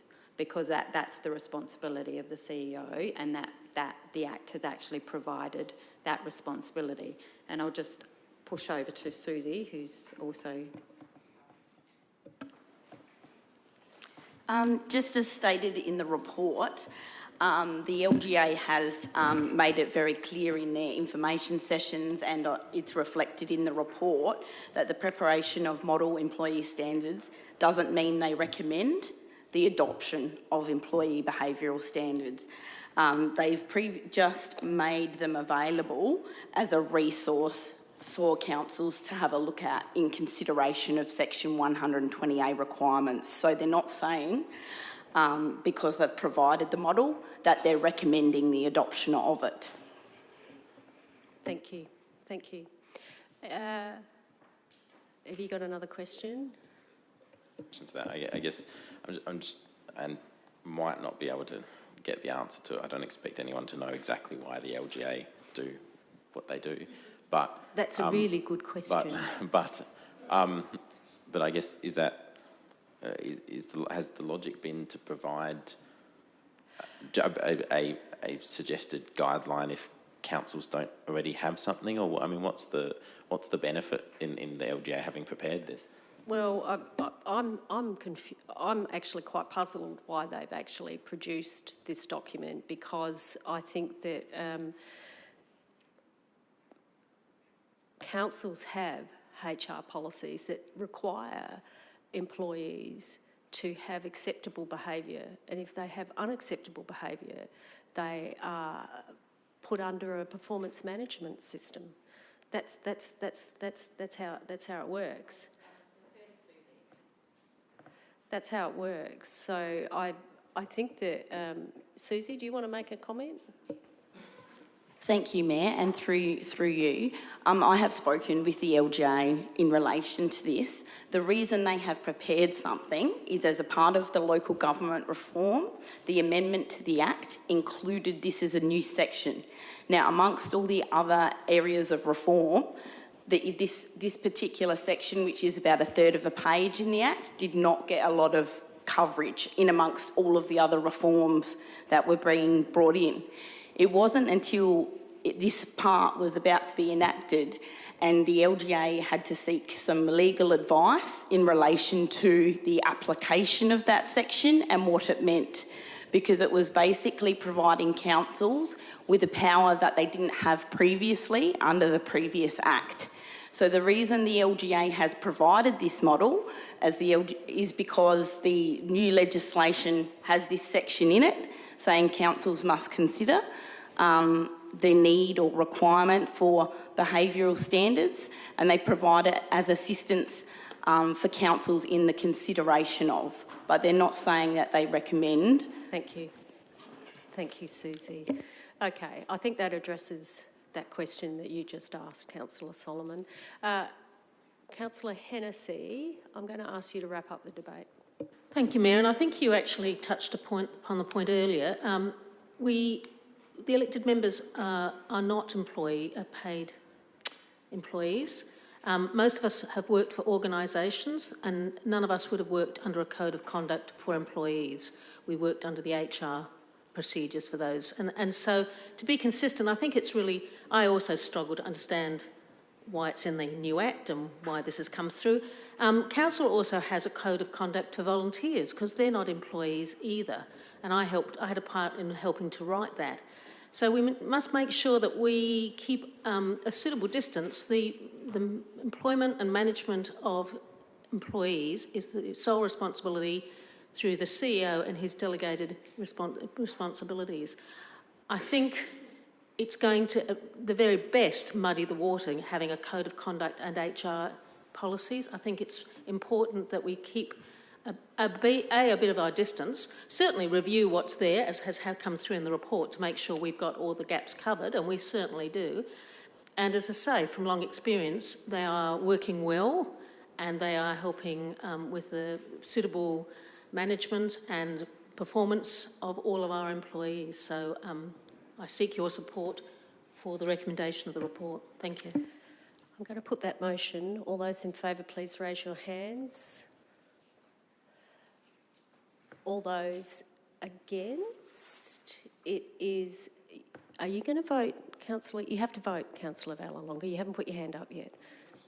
So are you... All those against? It is carried. Thank you. Right. Now, we'll move on. Draft monthly finance report. How are we going? Anybody want to move it? No? So we move on to the next item. You're happy to move it, Councillor White? Thank you. Do I have a seconder? Do I have a seconder? Oh, Councillor Davies, I didn't see your hand. It was sort of down here.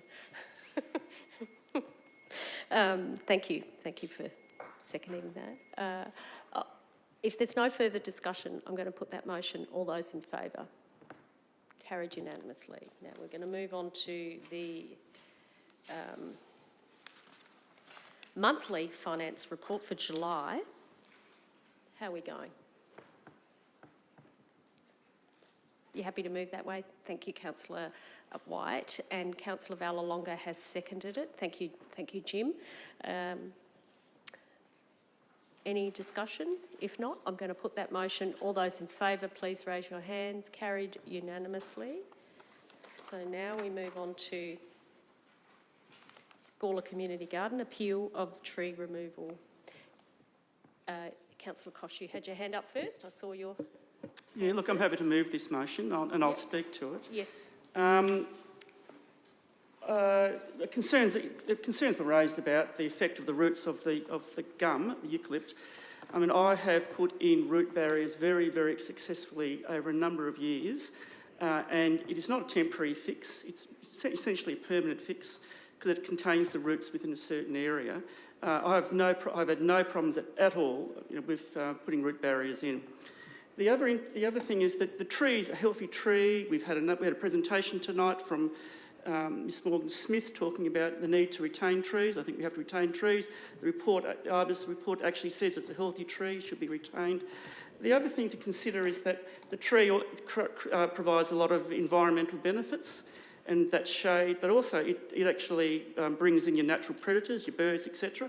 Also, you've got the opportunity underneath that tree to actually do understory planting, where you could actually then create a nice little microclimate underneath there, which will also encourage natural predators to come and live and survive quite well. Interestingly, the area of the whole site is 1,365 square metres, and the shed takes 54 square metres, which is 4% of the whole site. So it's, I think the shed could be moved and the tree retained and correct and good management practice putting in place, i.e. the root barrier. So I'll be supporting this motion that it be refused. Thank you. Thank you. Do I have a seconder for the motion? Thank you. Councillor Lorna, do you wish to speak at all? Oh, sorry. Hang on. That's There we right. go. There we go. I haven't got much to say. Pretty much, Councillor Koch summed it up pretty well. He's got expertise in looking after the trees and that sort of thing. I'm also like to maintain and keep as many trees as we can, sort of thing. In the documentation there, part of the deed was to look after existing vegetation that was there. We pulled out the date palm, which is fine. That's no real relevance, what I find, but I believe the gum should stay there. So that's where I'm at with that. Thank you. Thank you very much. Any other? Councillor White?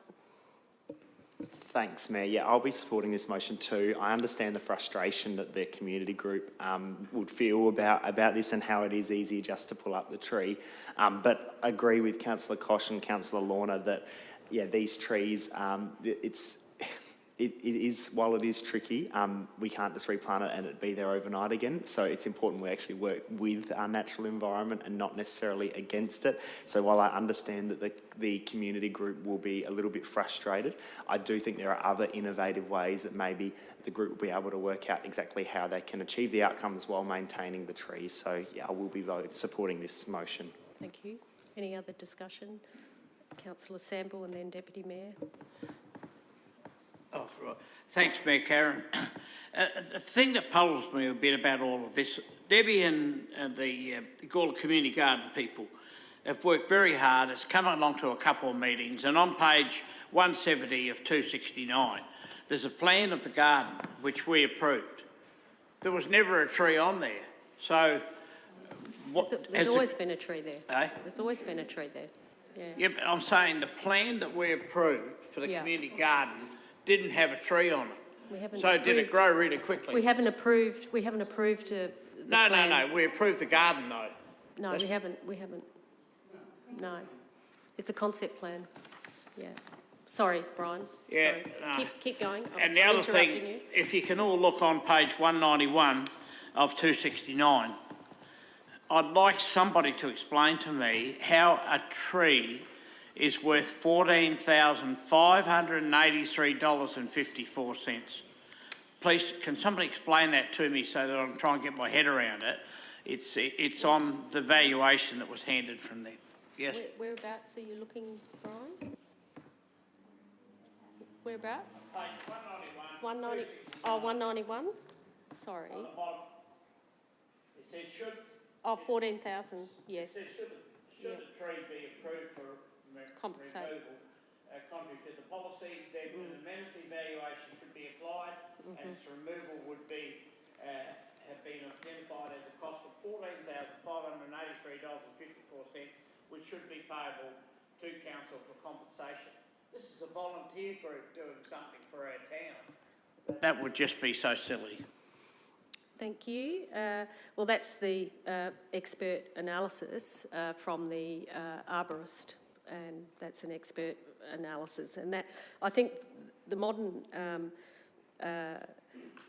value of trees is to provide a monetary value on trees, and that's actually becoming more common in these reports. So, yes.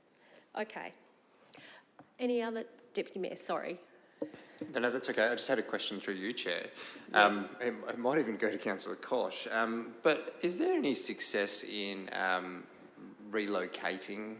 No, not that. No Eucalypts. Okay. Yep. Okay. No worries. Okay. Yep. I'd like to speak if I could. Yes, absolutely. Yeah, look, I do understand the frustration here, but you know, picking up on Councillor White's point, the tree was there first. The conceptual drawings that I think Councillor Sample touched on were an idea of what a community garden looks like, and I think, you know, that's not to say that's the bad idea, but as we start running through the process on trying to get to a technical level, unfortunately it doesn't the layout doesn't follow the concept because of the environment that it's trying to be put in. You know, I think historically we've been very supportive of the group to be able to say, hey, look, we've got this land, let's look at the fence. We also talked to the water meter. I reckon they're doing great things, by the way. But unfortunately, I can't support removing that tree, especially at this time, because of the land that is there to try to get this community outcome. And it's a little bit of a double-edged sword, I think, by embarking on a process that promotes the removal of such a tree after the report that we've got through. So. Yeah, it's with a heavy heart. I understand the frustration, but unfortunately, it's just not quite there to get my vote to be able to remove it as it sits. So I'll be supporting the officer's recommendation. Any other discussion? You got a question? Thanks, Mayor, and happy for this to be taken on notice. I would just love to know how two different trees, one on Clark Road and then the one in the community garden, both had an arborist report, both said that the tree should stay, both on council property. One was blocking a developer's development and the other restricting a development of a shed. How come we're being told or recommended that this one should stay, but the one on Clark Road should go? You want to answer that? Yeah, through you, Chair. That is a really, really good question, and I think that is one about managing expectations. The tree on Clark Road, the recommendation would have been possibly different if it were not already known that Clark Road is having an upgrade in the next 18 to 24 months, and as part of that, it has a street tree renewal associated with it. So the street trees along Clark Road will be replaced as part of that street renewal, which was an influencing factor in that recommendation. Thank you. I think that addresses that question. Thank you, Councillor White, for asking it. Councillor Koch, if there's no further discussion, I'll go to Councillor Koch. You can wrap up the debate if you're happy to, unless you want me to put the motion. You decide. Do you want me to talk about tree values? If you wish. That was raised in the debate. Yeah, okay, just quickly. There's a couple of methods you can use to value trees. One of them is called the hybrid Burnley method. And what that does, it looks at the type of tree, the age, the environmental impact, its health, etc., etc. And each one of those is given a value. And then from there you can work out what the actual monetary value of that tree is to the local environment. It's different to, say, a forester will look at the value of the wood, whereas this other model, so the Burnley hybrid model, actually looks at how the tree is, the amenity value of that tree in that location. And when we look at trees, we don't actually ask people to pay the $14,000. I think the people on Clark Road were charged not very much at all. They just had to knock it down and grind out the stump. In this case, the arborist is actually saying that he's done the assessment, he's used the formula and came up with that figure. I think we should be using those formulas, and I hope that comes through our tree management plan and we actually implement that, because then people will think twice about knocking out trees when they actually start to realise the environmental benefit of those trees and it has a monetary value. So anyway, I'll leave it at that and hope people support this motion. Thank you. Okay, I'm going to put that motion. All those in favour, please raise your hands. All those against? It is carried. Thank you. We're now on to information reports. We can move these en bloc if we wish, or not.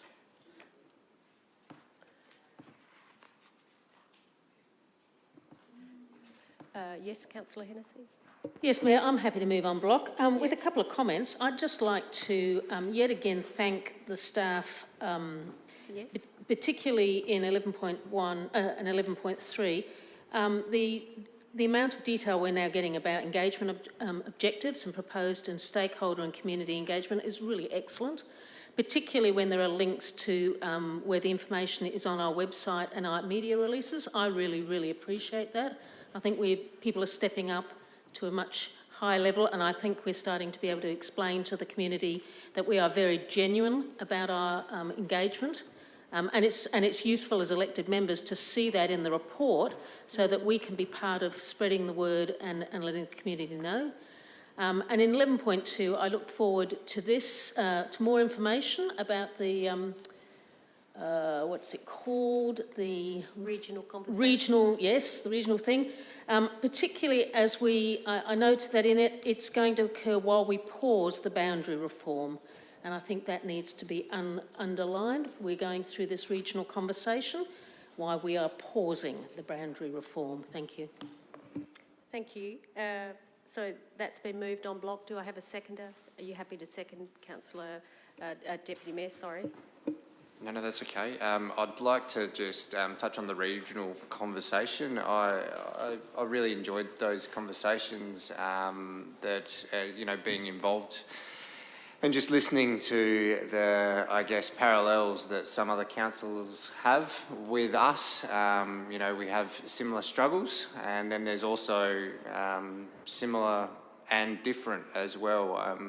I was able to sort of raise some of the issues that I think are isolated to the town of Gawler that the people around the room don't quite, or maybe don't quite understand, by not being the end of a public transport line, for example. That there's a lot of opportunities that we benefit from for being that, but there's also a lot of things we need to manage as well, being that regional support.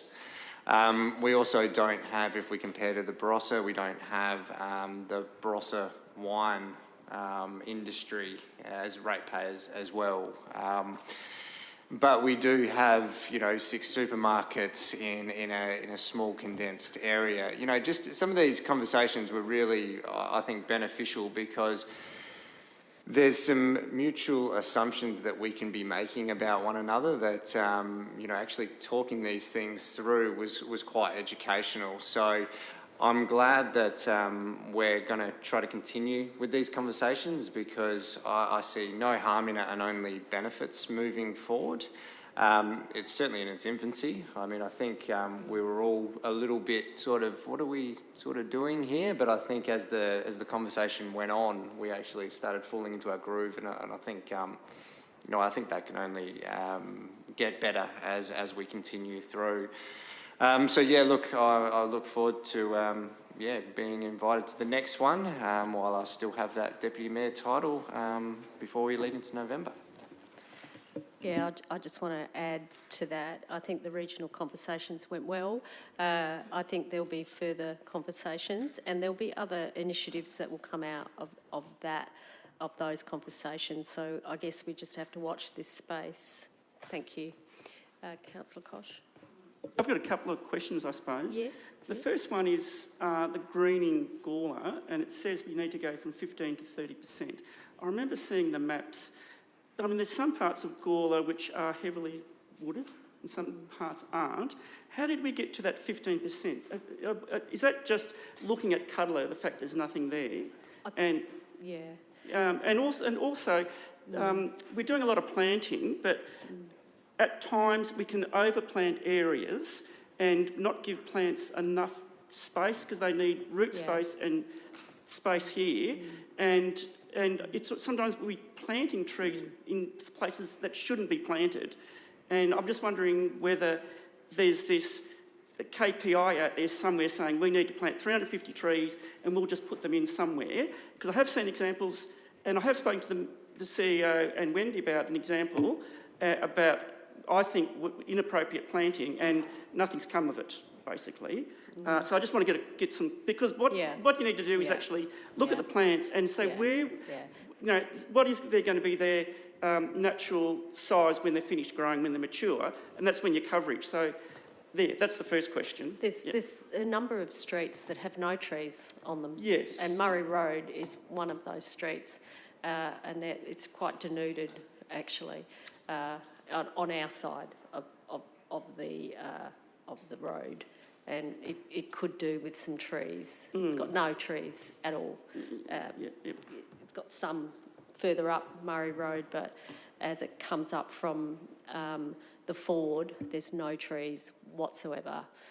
So yeah, there are streets that have no trees, and there are other streets that have a plethora of trees.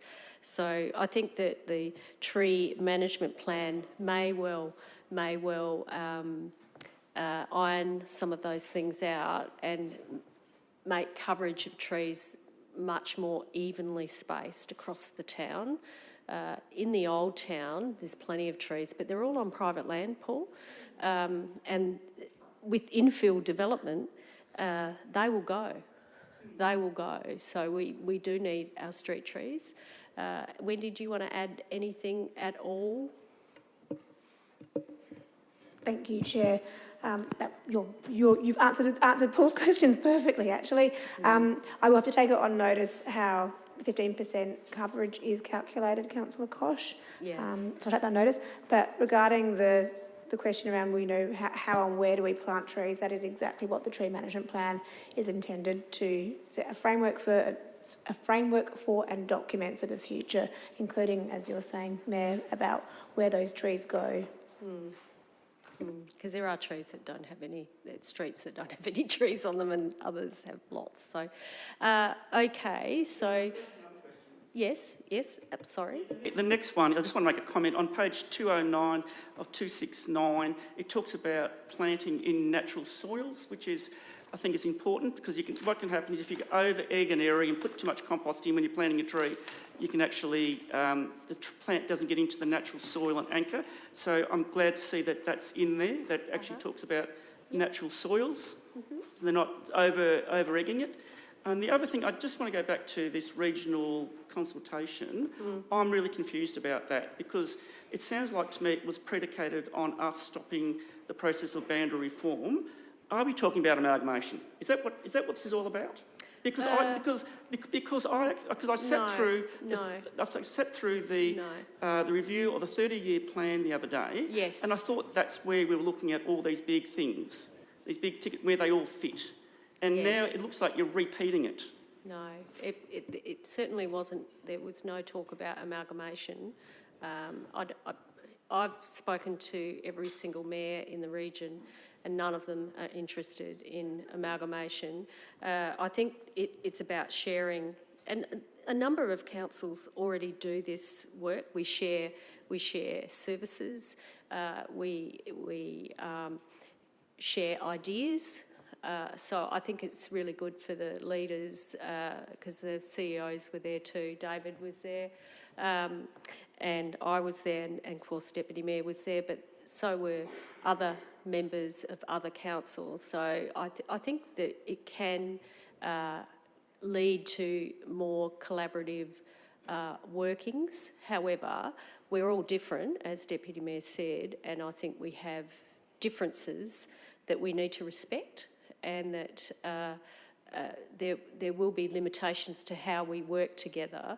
However, I think there's always an opportunity to do so. Yeah. Watch this space. That's right. Yes, Councillor, are you finished with your questions, Councillor Koch? Thank you. Thanks, Councillor Mayor. Sample? Thanks, Mayor Karen. I'm just wondering if there's any update on when the 15 trees are going to be planted. It's beautiful weather for planting trees on the Southern Slowway. The Gawler East Link Road, the Schomburg Drive. Yep. Schomburg Drive. Yeah, I walk that every Monday, and I'm walking that tomorrow morning. I was just wondering if there's an update of when they're going to be planted. There's plenty of gaps with those trees, and we're working on the answers to the question, I think, aren't we, Wendy? Yes. So that will be coming out very soon with the answers to the questions. So you will see that in the next couple of days once we've sorted out our consensus. Yes. Any other questions or comments? We've got Councillor Vallelonga, you seconded it, didn't you? Was it Councillor Vallelonga that seconded the motion? Oh, sorry, it was you. Sorry, Nathan. So it was Deputy Mayor Shanks that seconded it. Thank you. Any other discussion? If not, I'm going. Oh, you want to speak? Sorry, Councillor Davies. Yeah, just a question around the LGA conference. That was fantastic. Our motion passed. I'm just curious, I guess, in terms of how it went. Did level of enthusiasm? Did people understand what it was talking about? They did. Yeah. It was understood. Usually these types of motions that we put up are usually strongly supported because I think there's a real understanding now of the need to understand climate change and the processes that we're looking at a very high level. And I think people are really understanding, and we're actually leaders in this space, the town of Gawler. And I think with Tim Kelly in the position as environmental officer, I don't know if Tim, he's not here, he's gone. He's gone. I think that we are very fortunate to have Tim. He thinks at a very high level, and he understands the processes that where we need to hit at a strategic level, and I think people are starting to understand, just the importance of that work. Yeah, there was a really, really exceptional presentation by Saul Griffiths, who's a professor, and he is just a stunning presenter. And I think I took a picture of every single slide.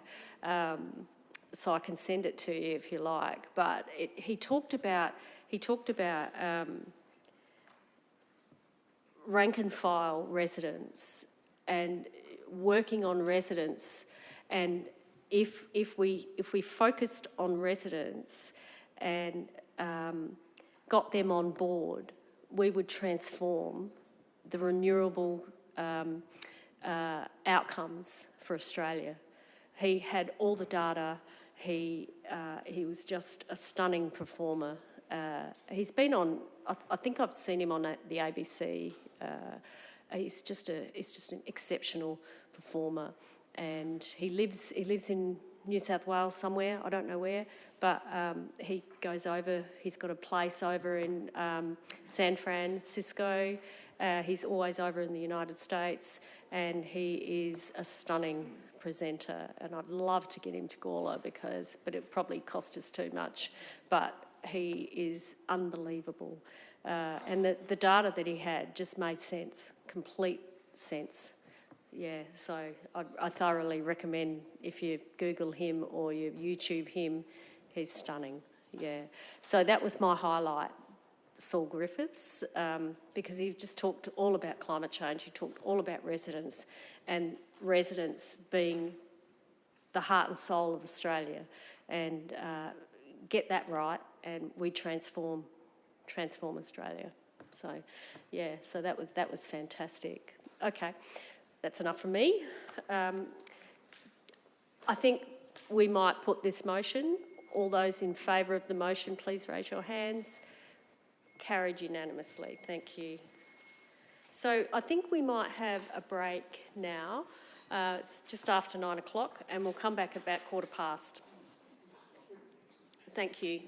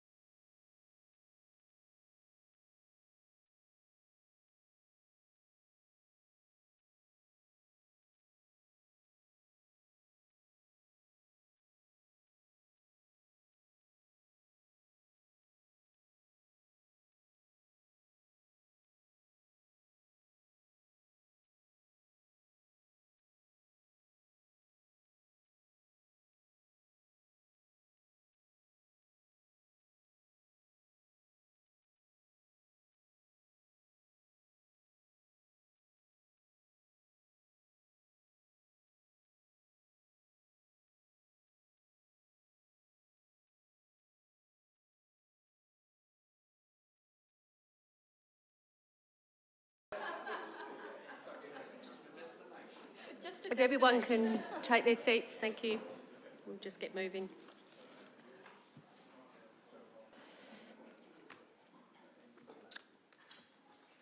Right, how are we going?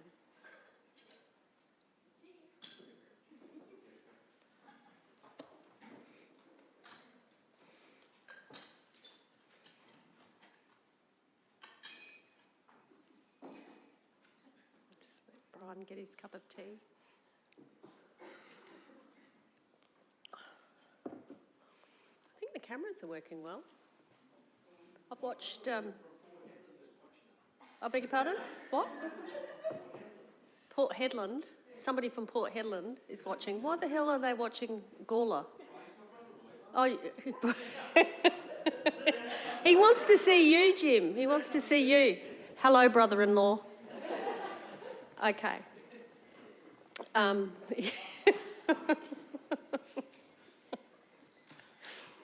hope you're enjoying the meeting. Yeah, they seem to be working well. I noticed that they actually honed in on the speaker, and they're also honing in on each speaker when you have your microphone on. So it's important to have your microphone on, and it seems to be working. Yeah. Okay, so I am on page 94 of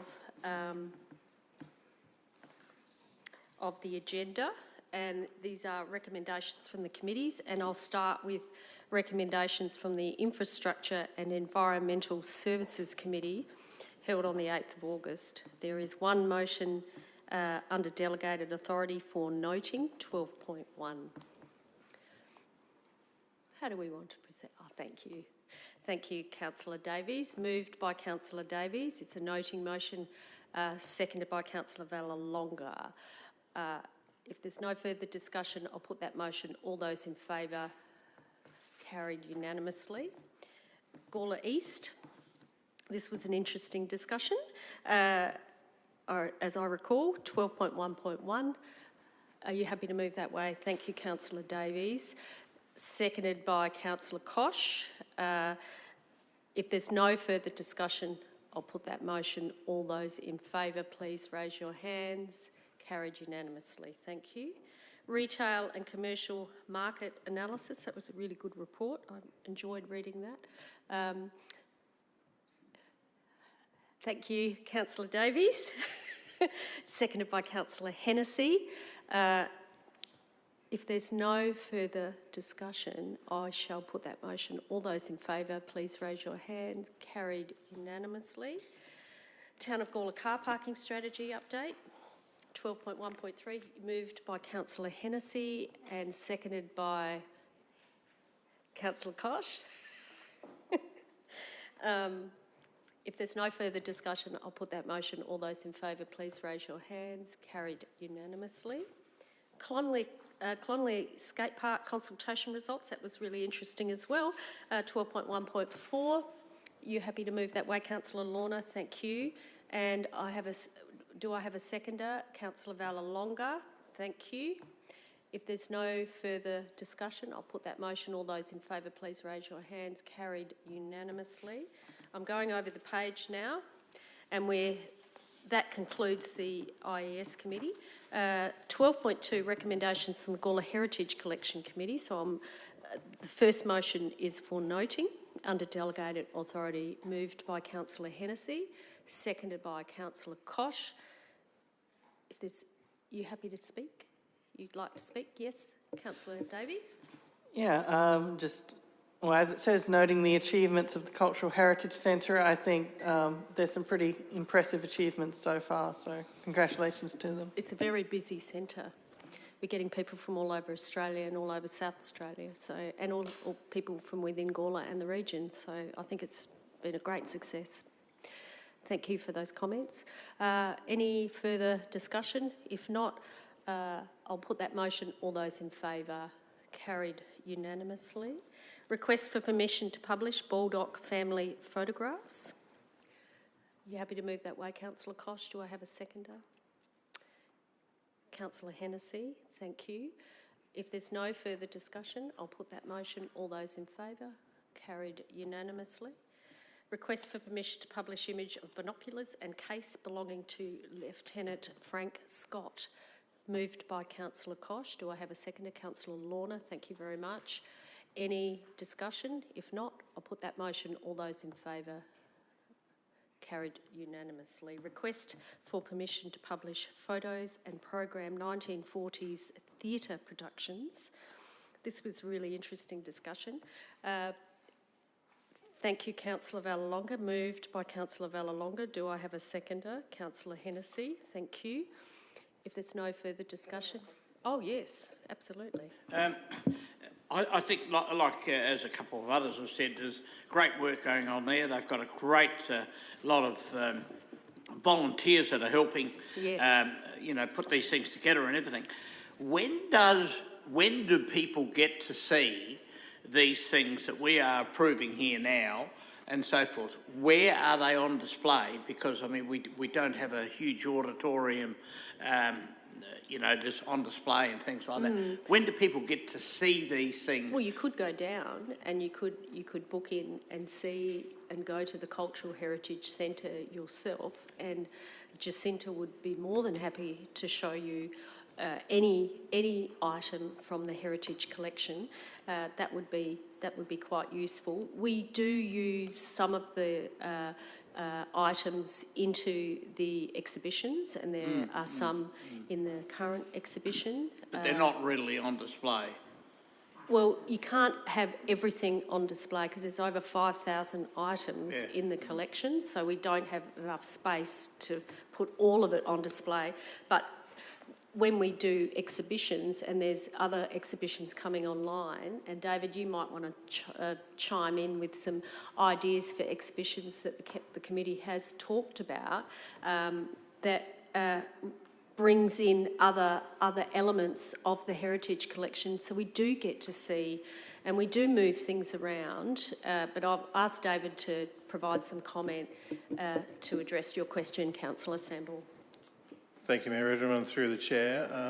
We've got a couple of opportunities that we use. The eHive online catalogue, for example, that gives indications of publicly available items to the collection. It has imagery and catalogue information, and it's a searchable catalogue. It's an online platform that is linked from the council website that has some 2,500 now items within that catalogue, and we're adding daily to that catalogue. We also have the exhibitions in the reading room space that showcase items of the collection. And we also recently had exhibitions in the cafe space around the coronation of King Charles. We had items of the collection on display in that space. So we do rotate items through. We are also having exhibitions in the Institute and James Martin room, and have done over the past 12 months as well. So where we can, we bring those items out for public display. As the Mayor referenced, we don't have enough space to display all of them at all times, but you can always come down to the Heritage Centre and access them. I'm sure Jacinta would show you many items that you might be interested in, Brian. Yeah. Oh, thank you for that question. Okay, back to the motion. Any other discussion? If not, I'm going to put that motion. All those in favour, please raise your hands. Carried unanimously. I'm moving over to external body reports. I'm on page 98 of the agenda. Minutes from external bodies, the Gawler Road Safety Group and Elderly Centre Advisory Working Group. Happy to move that extension. Thank you. For the road safety group. They do a fantastic job. They do. As you know, by putting these signs around to slow people like me down, and especially, Mr. Lowner, he's a bit of a speed man too. Are you? I think they really do, on his Harley. But I think it's great, and there's only a small body of people that actually do the work. Yes, and it is. they work in well with the Gawler Police and so forth. So it is very, very good that we've got groups that are volunteers and get out there and do that stuff. So happy to support that. Do I have a seconder? Councillor Vallelonga, thank you. If there's no further discussion, I'll put that motion. All those in favour? Carried unanimously. Okay. So I'm now moving on to page 99 and questions on notice. There are nil. Questions without notice? Yes, Councillor Davies. Well, I just got reminded just now by the mention of King Charles, but when are we going to see his warm gaze smiling upon us here in the Civic Centre? Yeah, when are we? Because that's still, we've still got the black mark over the Queen Elizabeth II. Yes, through the chair, we are still waiting for formal advice from the Governor-General and the Governor to change over the portrait to the King's portrait. The King has not yet released a portrait for display in council chambers and all those places, so the advice is to maintain the Queen's portrait with the black on it until further advice from the Governor and Governor-General come through. We've got a picture of the King for citizenship ceremonies. There is one that's been allowed for citizenship, but not for display for council meeting purposes and those other activities. Okay. I think that addresses your question. Yes. Any other questions? Deputy Mayor? Any word on the tender or the quote for the boundary reform from the Boundary Reform Commission yet? So through the chair, no, we don't. But Henry might have further update. He's been trying to communicate with the Office of Local Government. So Henry. Yes, out of frustration this morning, I rang to speak to the Executive Officer of the Office of Local Government, where the Boundary Commission reports to, and I was advised that the Commission is meeting next week to make a decision, update consideration of the procurement process. They're aware of Council's resolution that's been passed in terms of the budget, and I've been advised that we will be advised after next week sometime. So I'm hopeful that there'll be some correspondence to us accordingly. Thank you. Yep. Thank you. Thank you. With all due respect, with how long they're taking, it could quite easily be in the next budget process anyway. So, yeah, I sort of share your frustration a little bit, but yeah, I'll be interested to see what they come back with. So, in regards to the motion and pushing pause for this current budget cycle, have they given you any initial feedback on that? Because it doesn't really change anything realistically. We still need... Well, we have to wait for them to provide feedback, okay, Nathan. I think that's the bottom line. We can't put words into their mouth. We have to wait for them to provide their feedback. They're having a meeting next week. I'm sure staff will follow up after next week to get an answer, and hopefully we'll get something in writing, which we normally do, but it does take a few months. So let's see if we can hurry them up. Yes, thank you. Any other questions? There be none. Motions on notice. Councillor Vallelonga, you have a motion. Would you like to present your motion? Thank you. Thank you, Mayor. Can I speak for a couple of things before I put the motion through, or do I put the motion first? You speak to the motion. You've got your motion here, so you just speak to it. Okay.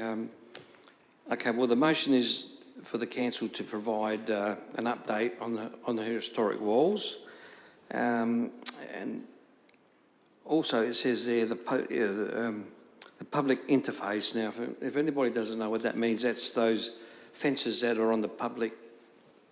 So if you walk along the footpath, those fences there, that's what that is. And all I'm asking is council to bring us a report on how much it will cost if council had to do a report on it. That's the motion, yes, virtually. But I'd like to speak on it, you know, about the walls. Yep, absolutely, you can. I do that now, do I? Yes, absolutely. Okay, okay. Right, well,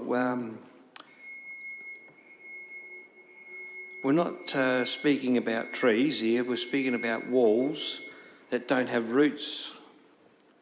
They're not built for the condition of today's standards, and a lot of them have fallen over. And everybody, I don't know if anybody knows, but the wall that fell over 2 weeks ago in...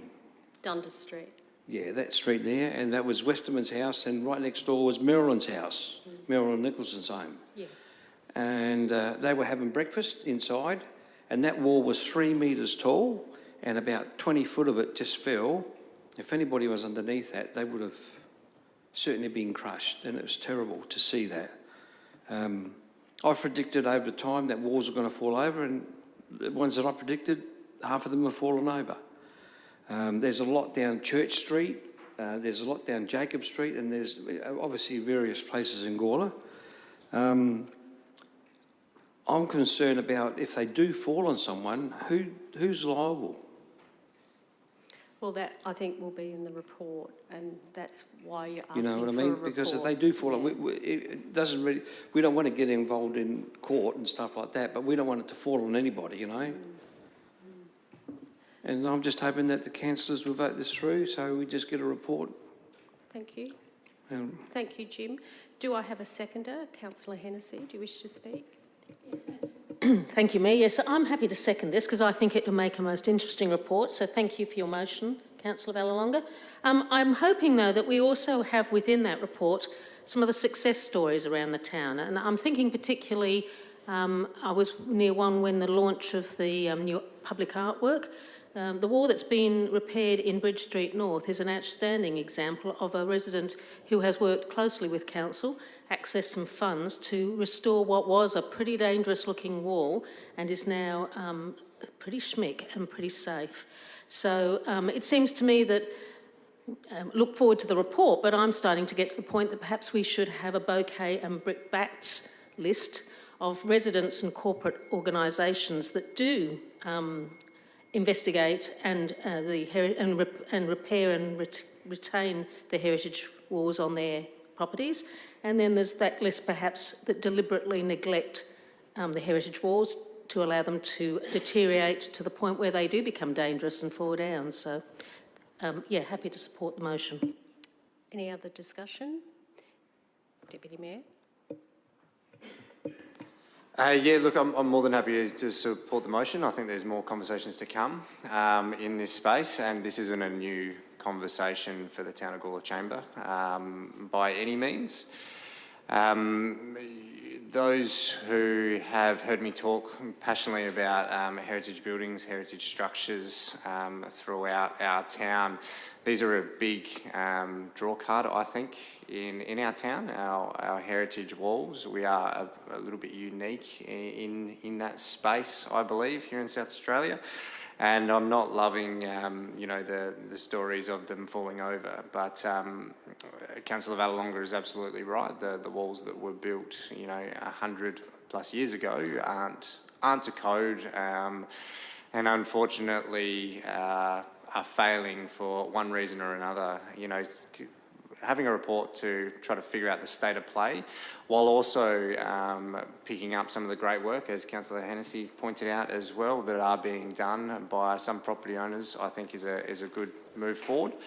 A lot of people don't actually know that we do have a heritage wall grant available as well, that they can tap into for that funding.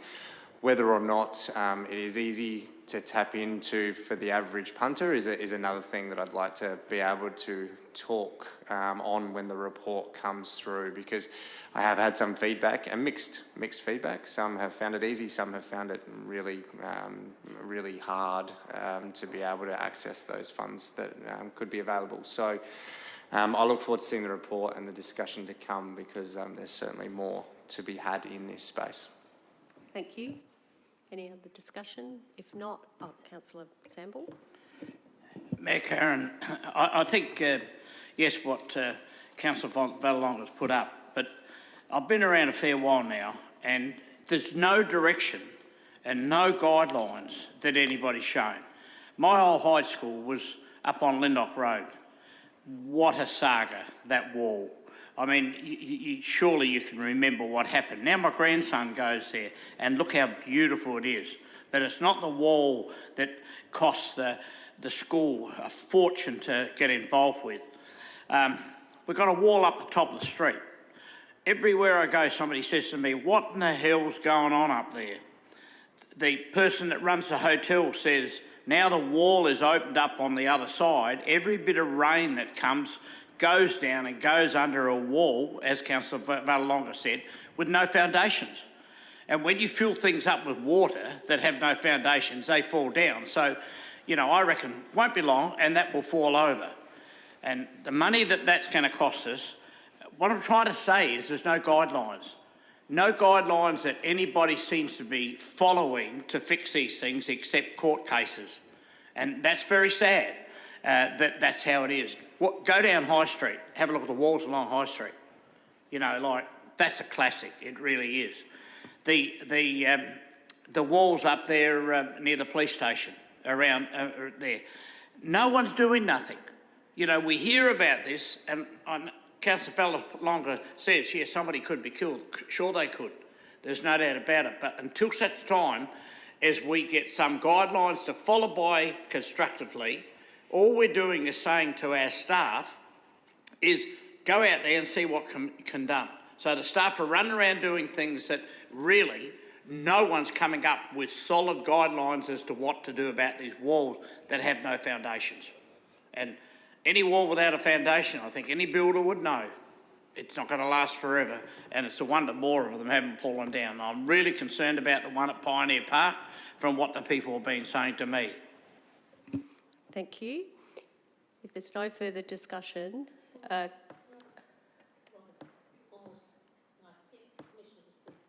you wish to seek permission? Does Councillor Hennessy have permission? Yes, you do.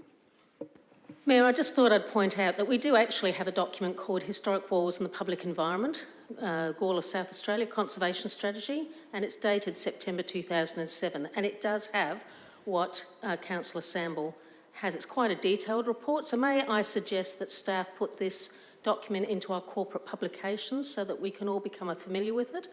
It actually goes through a whole pile of typical problems and solutions to the walls. So perhaps if we were able to make ourselves familiar with that, that might be helpful as well, because as the Deputy Mayor says, we've been down this track before, and there has been some money spent and documents created. Yeah. Thank you. And many people are taking up the option of applying for a heritage grant to fix their wall up. And I know one resident that's gone down that road twice and has, and also the Bridge Street North wall is spectacular. You should really look at that wall. It is spectacular. It's been rebuilt. But I think council needs to take leadership in heritage. We have heritage in our community plan, and this is a heritage town. As the Deputy Mayor said, we have very, very unique items of heritage in our town that, and I think council needs to take leadership, particularly around some of the assets that we own. So I'll just leave it there. Thank you for that. Thank you for your motion, Jim. Okay, so any other discussion? If not, I'm going to, are you finished, Councillor Hennessy? Yes, thank you.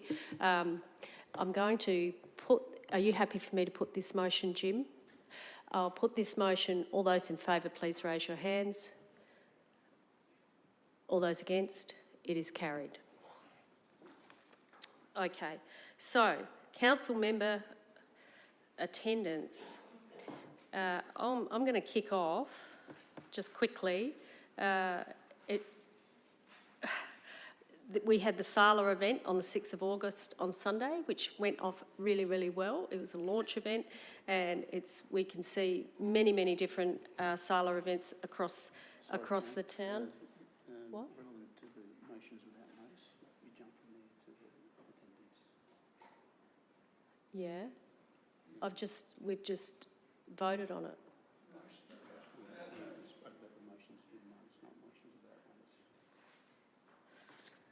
We haven't got any. Oh, sorry. I beg your pardon.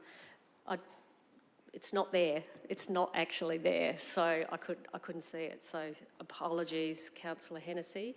You've got a motion without notice. Thank you, Mayor. Yes, I'd you like put- to... Can you put that up, please? Thank you. For those people, for those elected members who were able to take advantage of the online information workshop last week that was provided to us as elected members, and I believe there was also one for staff, that gave us quite a good background in terms of the discussion paper that is now out for the Greater Adelaide Regional Plan. I think it would be very good if we requested a community information forum, because there's quite a lot of interest in our community, we know, through recent changes to the Planning Act. And I think in terms of raising community awareness of what is undergoing, what is out at the moment, and how the community can be involved would be useful. So my motion on notice is, as reads up on the screen, that we seek staff's we seek staff to organise within the next 4 weeks a community information forum with the idea of encouraging residents to be involved and to understand such an important strategic planning process. I seek your support. Are you happy to second, Deputy Mayor? Just a question through you, Mayor, first before I speak to it, if I could. Yes. Is 4 weeks an all right time frame? I think it is appropriate. We've got 3 months before we need to put in our submission paper, and I think if we get on now and do it earlier rather than later, we will allow people in our community to provide feedback, and it's really up to us as elected members to really share this information to allow our community to get on board. Gawler will be changing, and I think we need to advise our community of that fact. And I think that the Greater Adelaide Regional Plan discussion paper has some really good items in it, and I think that it's really important that we share that with our community, and I think we need to get onto it straight away. And that's why I've accepted this motion without notice, because I think we need to get onto it straight away. And I certainly don't disagree. I'm still obviously happy to second as well, so I'd just like to speak to that if I could. Firstly, Councillor Hennessy, thank you for moving it. When I did see the opportunity to zoom in and the time of it, it was one of those ones where I went, 2 o'clock just doesn't quite work. So this follow-up discussion, because I was going to rely on some members that went there and probably lean on your information, but I think this makes a more efficient process. So look, I look forward to the information briefing because I think this is a really important body of work that we need to be across. Because it again links to opportunities that may be available when we think as you know, the broader thinking, not just town of Gawler but the region, and what you know, ideally we're earmarked for, and communicate that and leverage that throughout. So 100% behind this motion, and look forward to the information briefing to come. Any other discussion? If not, Councillor Koch, beg your pardon. Yeah, thanks, Mayor. Look, thanks, Helen, for bringing this up. I attended via Zoom, and I thought they rushed through it pretty quickly, just the nuts and bolts of it. And what was really good was the discussion when people were sending in questions, and I think we actually ran out of time with the questions. So there's a lot of interest out there. There is. And we need to really inform our local community about what's in train. So I think it's good. Thank you. Any other discussion? If not, Councillor Hennessy, are you happy for me to put the motion? Just to wind up, I'm actually attending one Friday morning in the city that's been organised by people involved in the Adelaide Hills. So very much aware that other parts of the city and the peri-urban areas are organising themselves. So again, that's one of the reasons it prompted me, so thank you. I'm going to put that motion. All those in favour, please raise your hands. Carried unanimously. Thank you. Okay, right. Motions without notice. Any other motions without notice? No, thank you. Sorry about that, Councillor Hennessy. So now I'll go to the attendances. So we had the Sala event. I met with the ACCC, which I mentioned previously. We also, I went to the Lutheran Leader Tafel, and Councillor Hennessy came as well, at the Lutheran Church. The Lutheran Church in Church Hill are looking to do more public events, and there were quite a number of Gawler people in this, the Tanunda Leader Tafel Choir. They were really, really good, and it was packed, absolutely packed. So I think it was a really good event for them. I opened, now I'm just going to try and say this as best I can, the King Street mural, which is called Danduru Yada Naju Bamaja, which means people coming and going. I didn't explain that very well, but it is a beautiful artwork. I really urge you to go and see it. It's done by Naji Arts, Kira and Cody Buckskin, who live in Gawler and are Ghana artists, and they've done an absolutely stunning piece up there. It really is worth looking at, and yeah, I urge everyone to go and see that. I went to the funeral for John Clift on Monday. Councillor Hennessy also came, and Jacinta Weiss came. John Clift was, for nearly 50 years, a member of the Institute Committee. He safeguarded the Heritage Collection, which we now celebrate, and he made sure that it wasn't divided up and sent elsewhere. Him and Laurie Ronan, Bev Burke and Margaret Leake were key players in that Institute Committee. He was a member of Probus, he was a member of other groups, Heartbeat, he was a secretary for 17 years. He was a really, really interesting man, and yeah, it's a really sad day when he passed away, but he was exceptionally important to Gawler, I think. Yeah, so we had a citizenship ceremony for a single person, Sandra Cow, on Monday. We are having an upcoming citizenship ceremony on the 20th of September, which we have nearly 28 people coming. So it's starting to get interesting with more and more people wanting to become Australian citizens. So I urge you to come to that. Tomorrow I am meeting with Matt Burnell, which I'm looking forward to. I'm looking forward to hitting on him for money. Anything we can get. He's always really interesting to talk to. He works very hard, I think, and I always look forward to our conversations, so that should be really, really good. This Friday night we have the Hope Cup dinner that's being extensively, and I think they're talking tonight on radio with Peter Gers. And on Saturday the Gawler Show is happening over the weekend, and I'll be judging the cockles, the heritage cockles with the Barossa girls, so I'm really looking forward to that. And we also will be launching the show and saying a few words, so I think that's really good. That's enough from me. Any other? Yes, Councillor Davies. Yeah, I attended the farewell service for Reverend Scott Combridge from the Gawler Church of Christ on Murray Street. They moved into Murray Street, I think, in February, and they were previously at the Hewitt Centre, and he's retiring as the pastor there after about 15 years. So attended that, and I also went along to see the Tabletop Warfare is, I think, a pioneer in making use of the buildings, of our heritage buildings and such on Murray Street, and they've had another extension.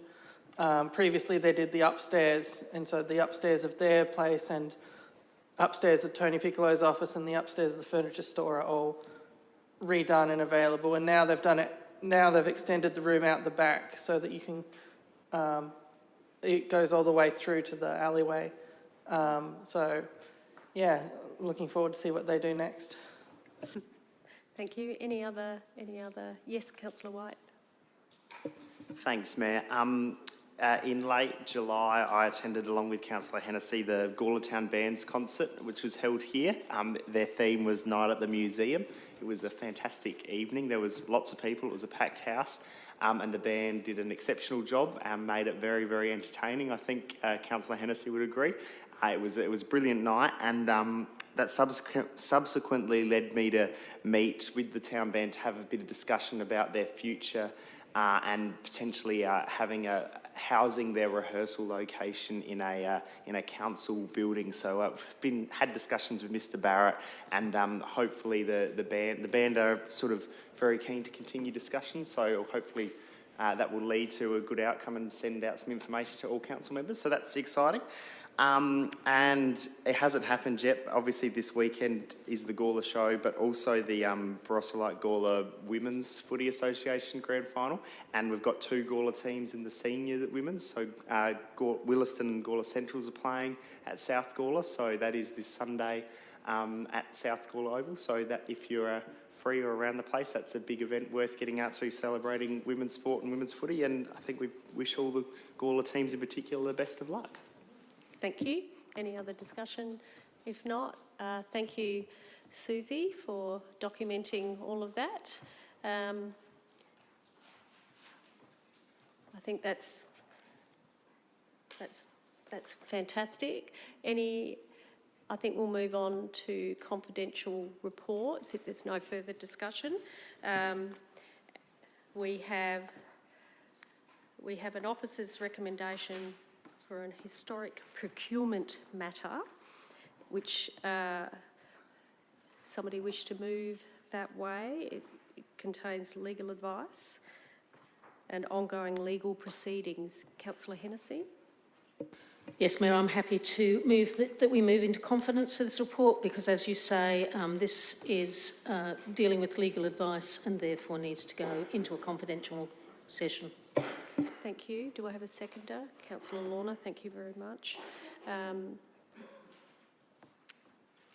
Thank you. If there's no further discussion, I'll put that motion. All those in favour, please raise your hands. Carried unanimously.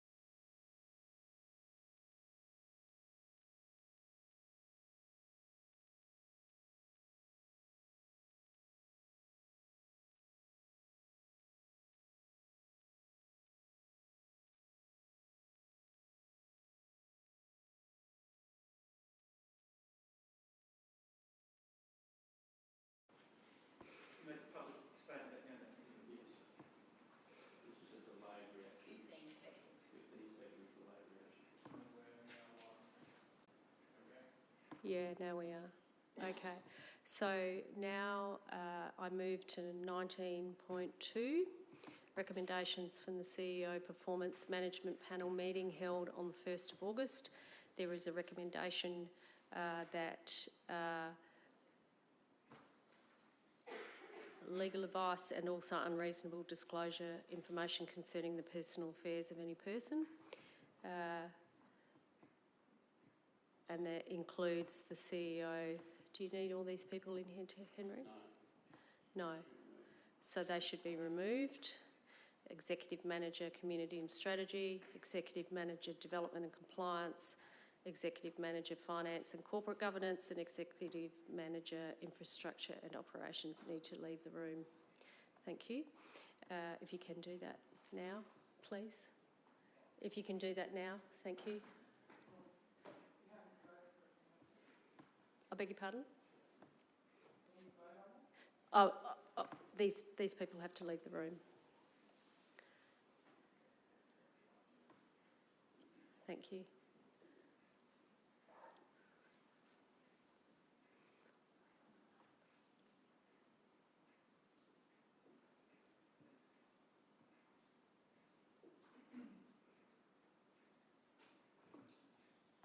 We'll just wait for them to leave. Once they've left the room, thank you. I think they've left the room, so we have the CEO and the minute taker.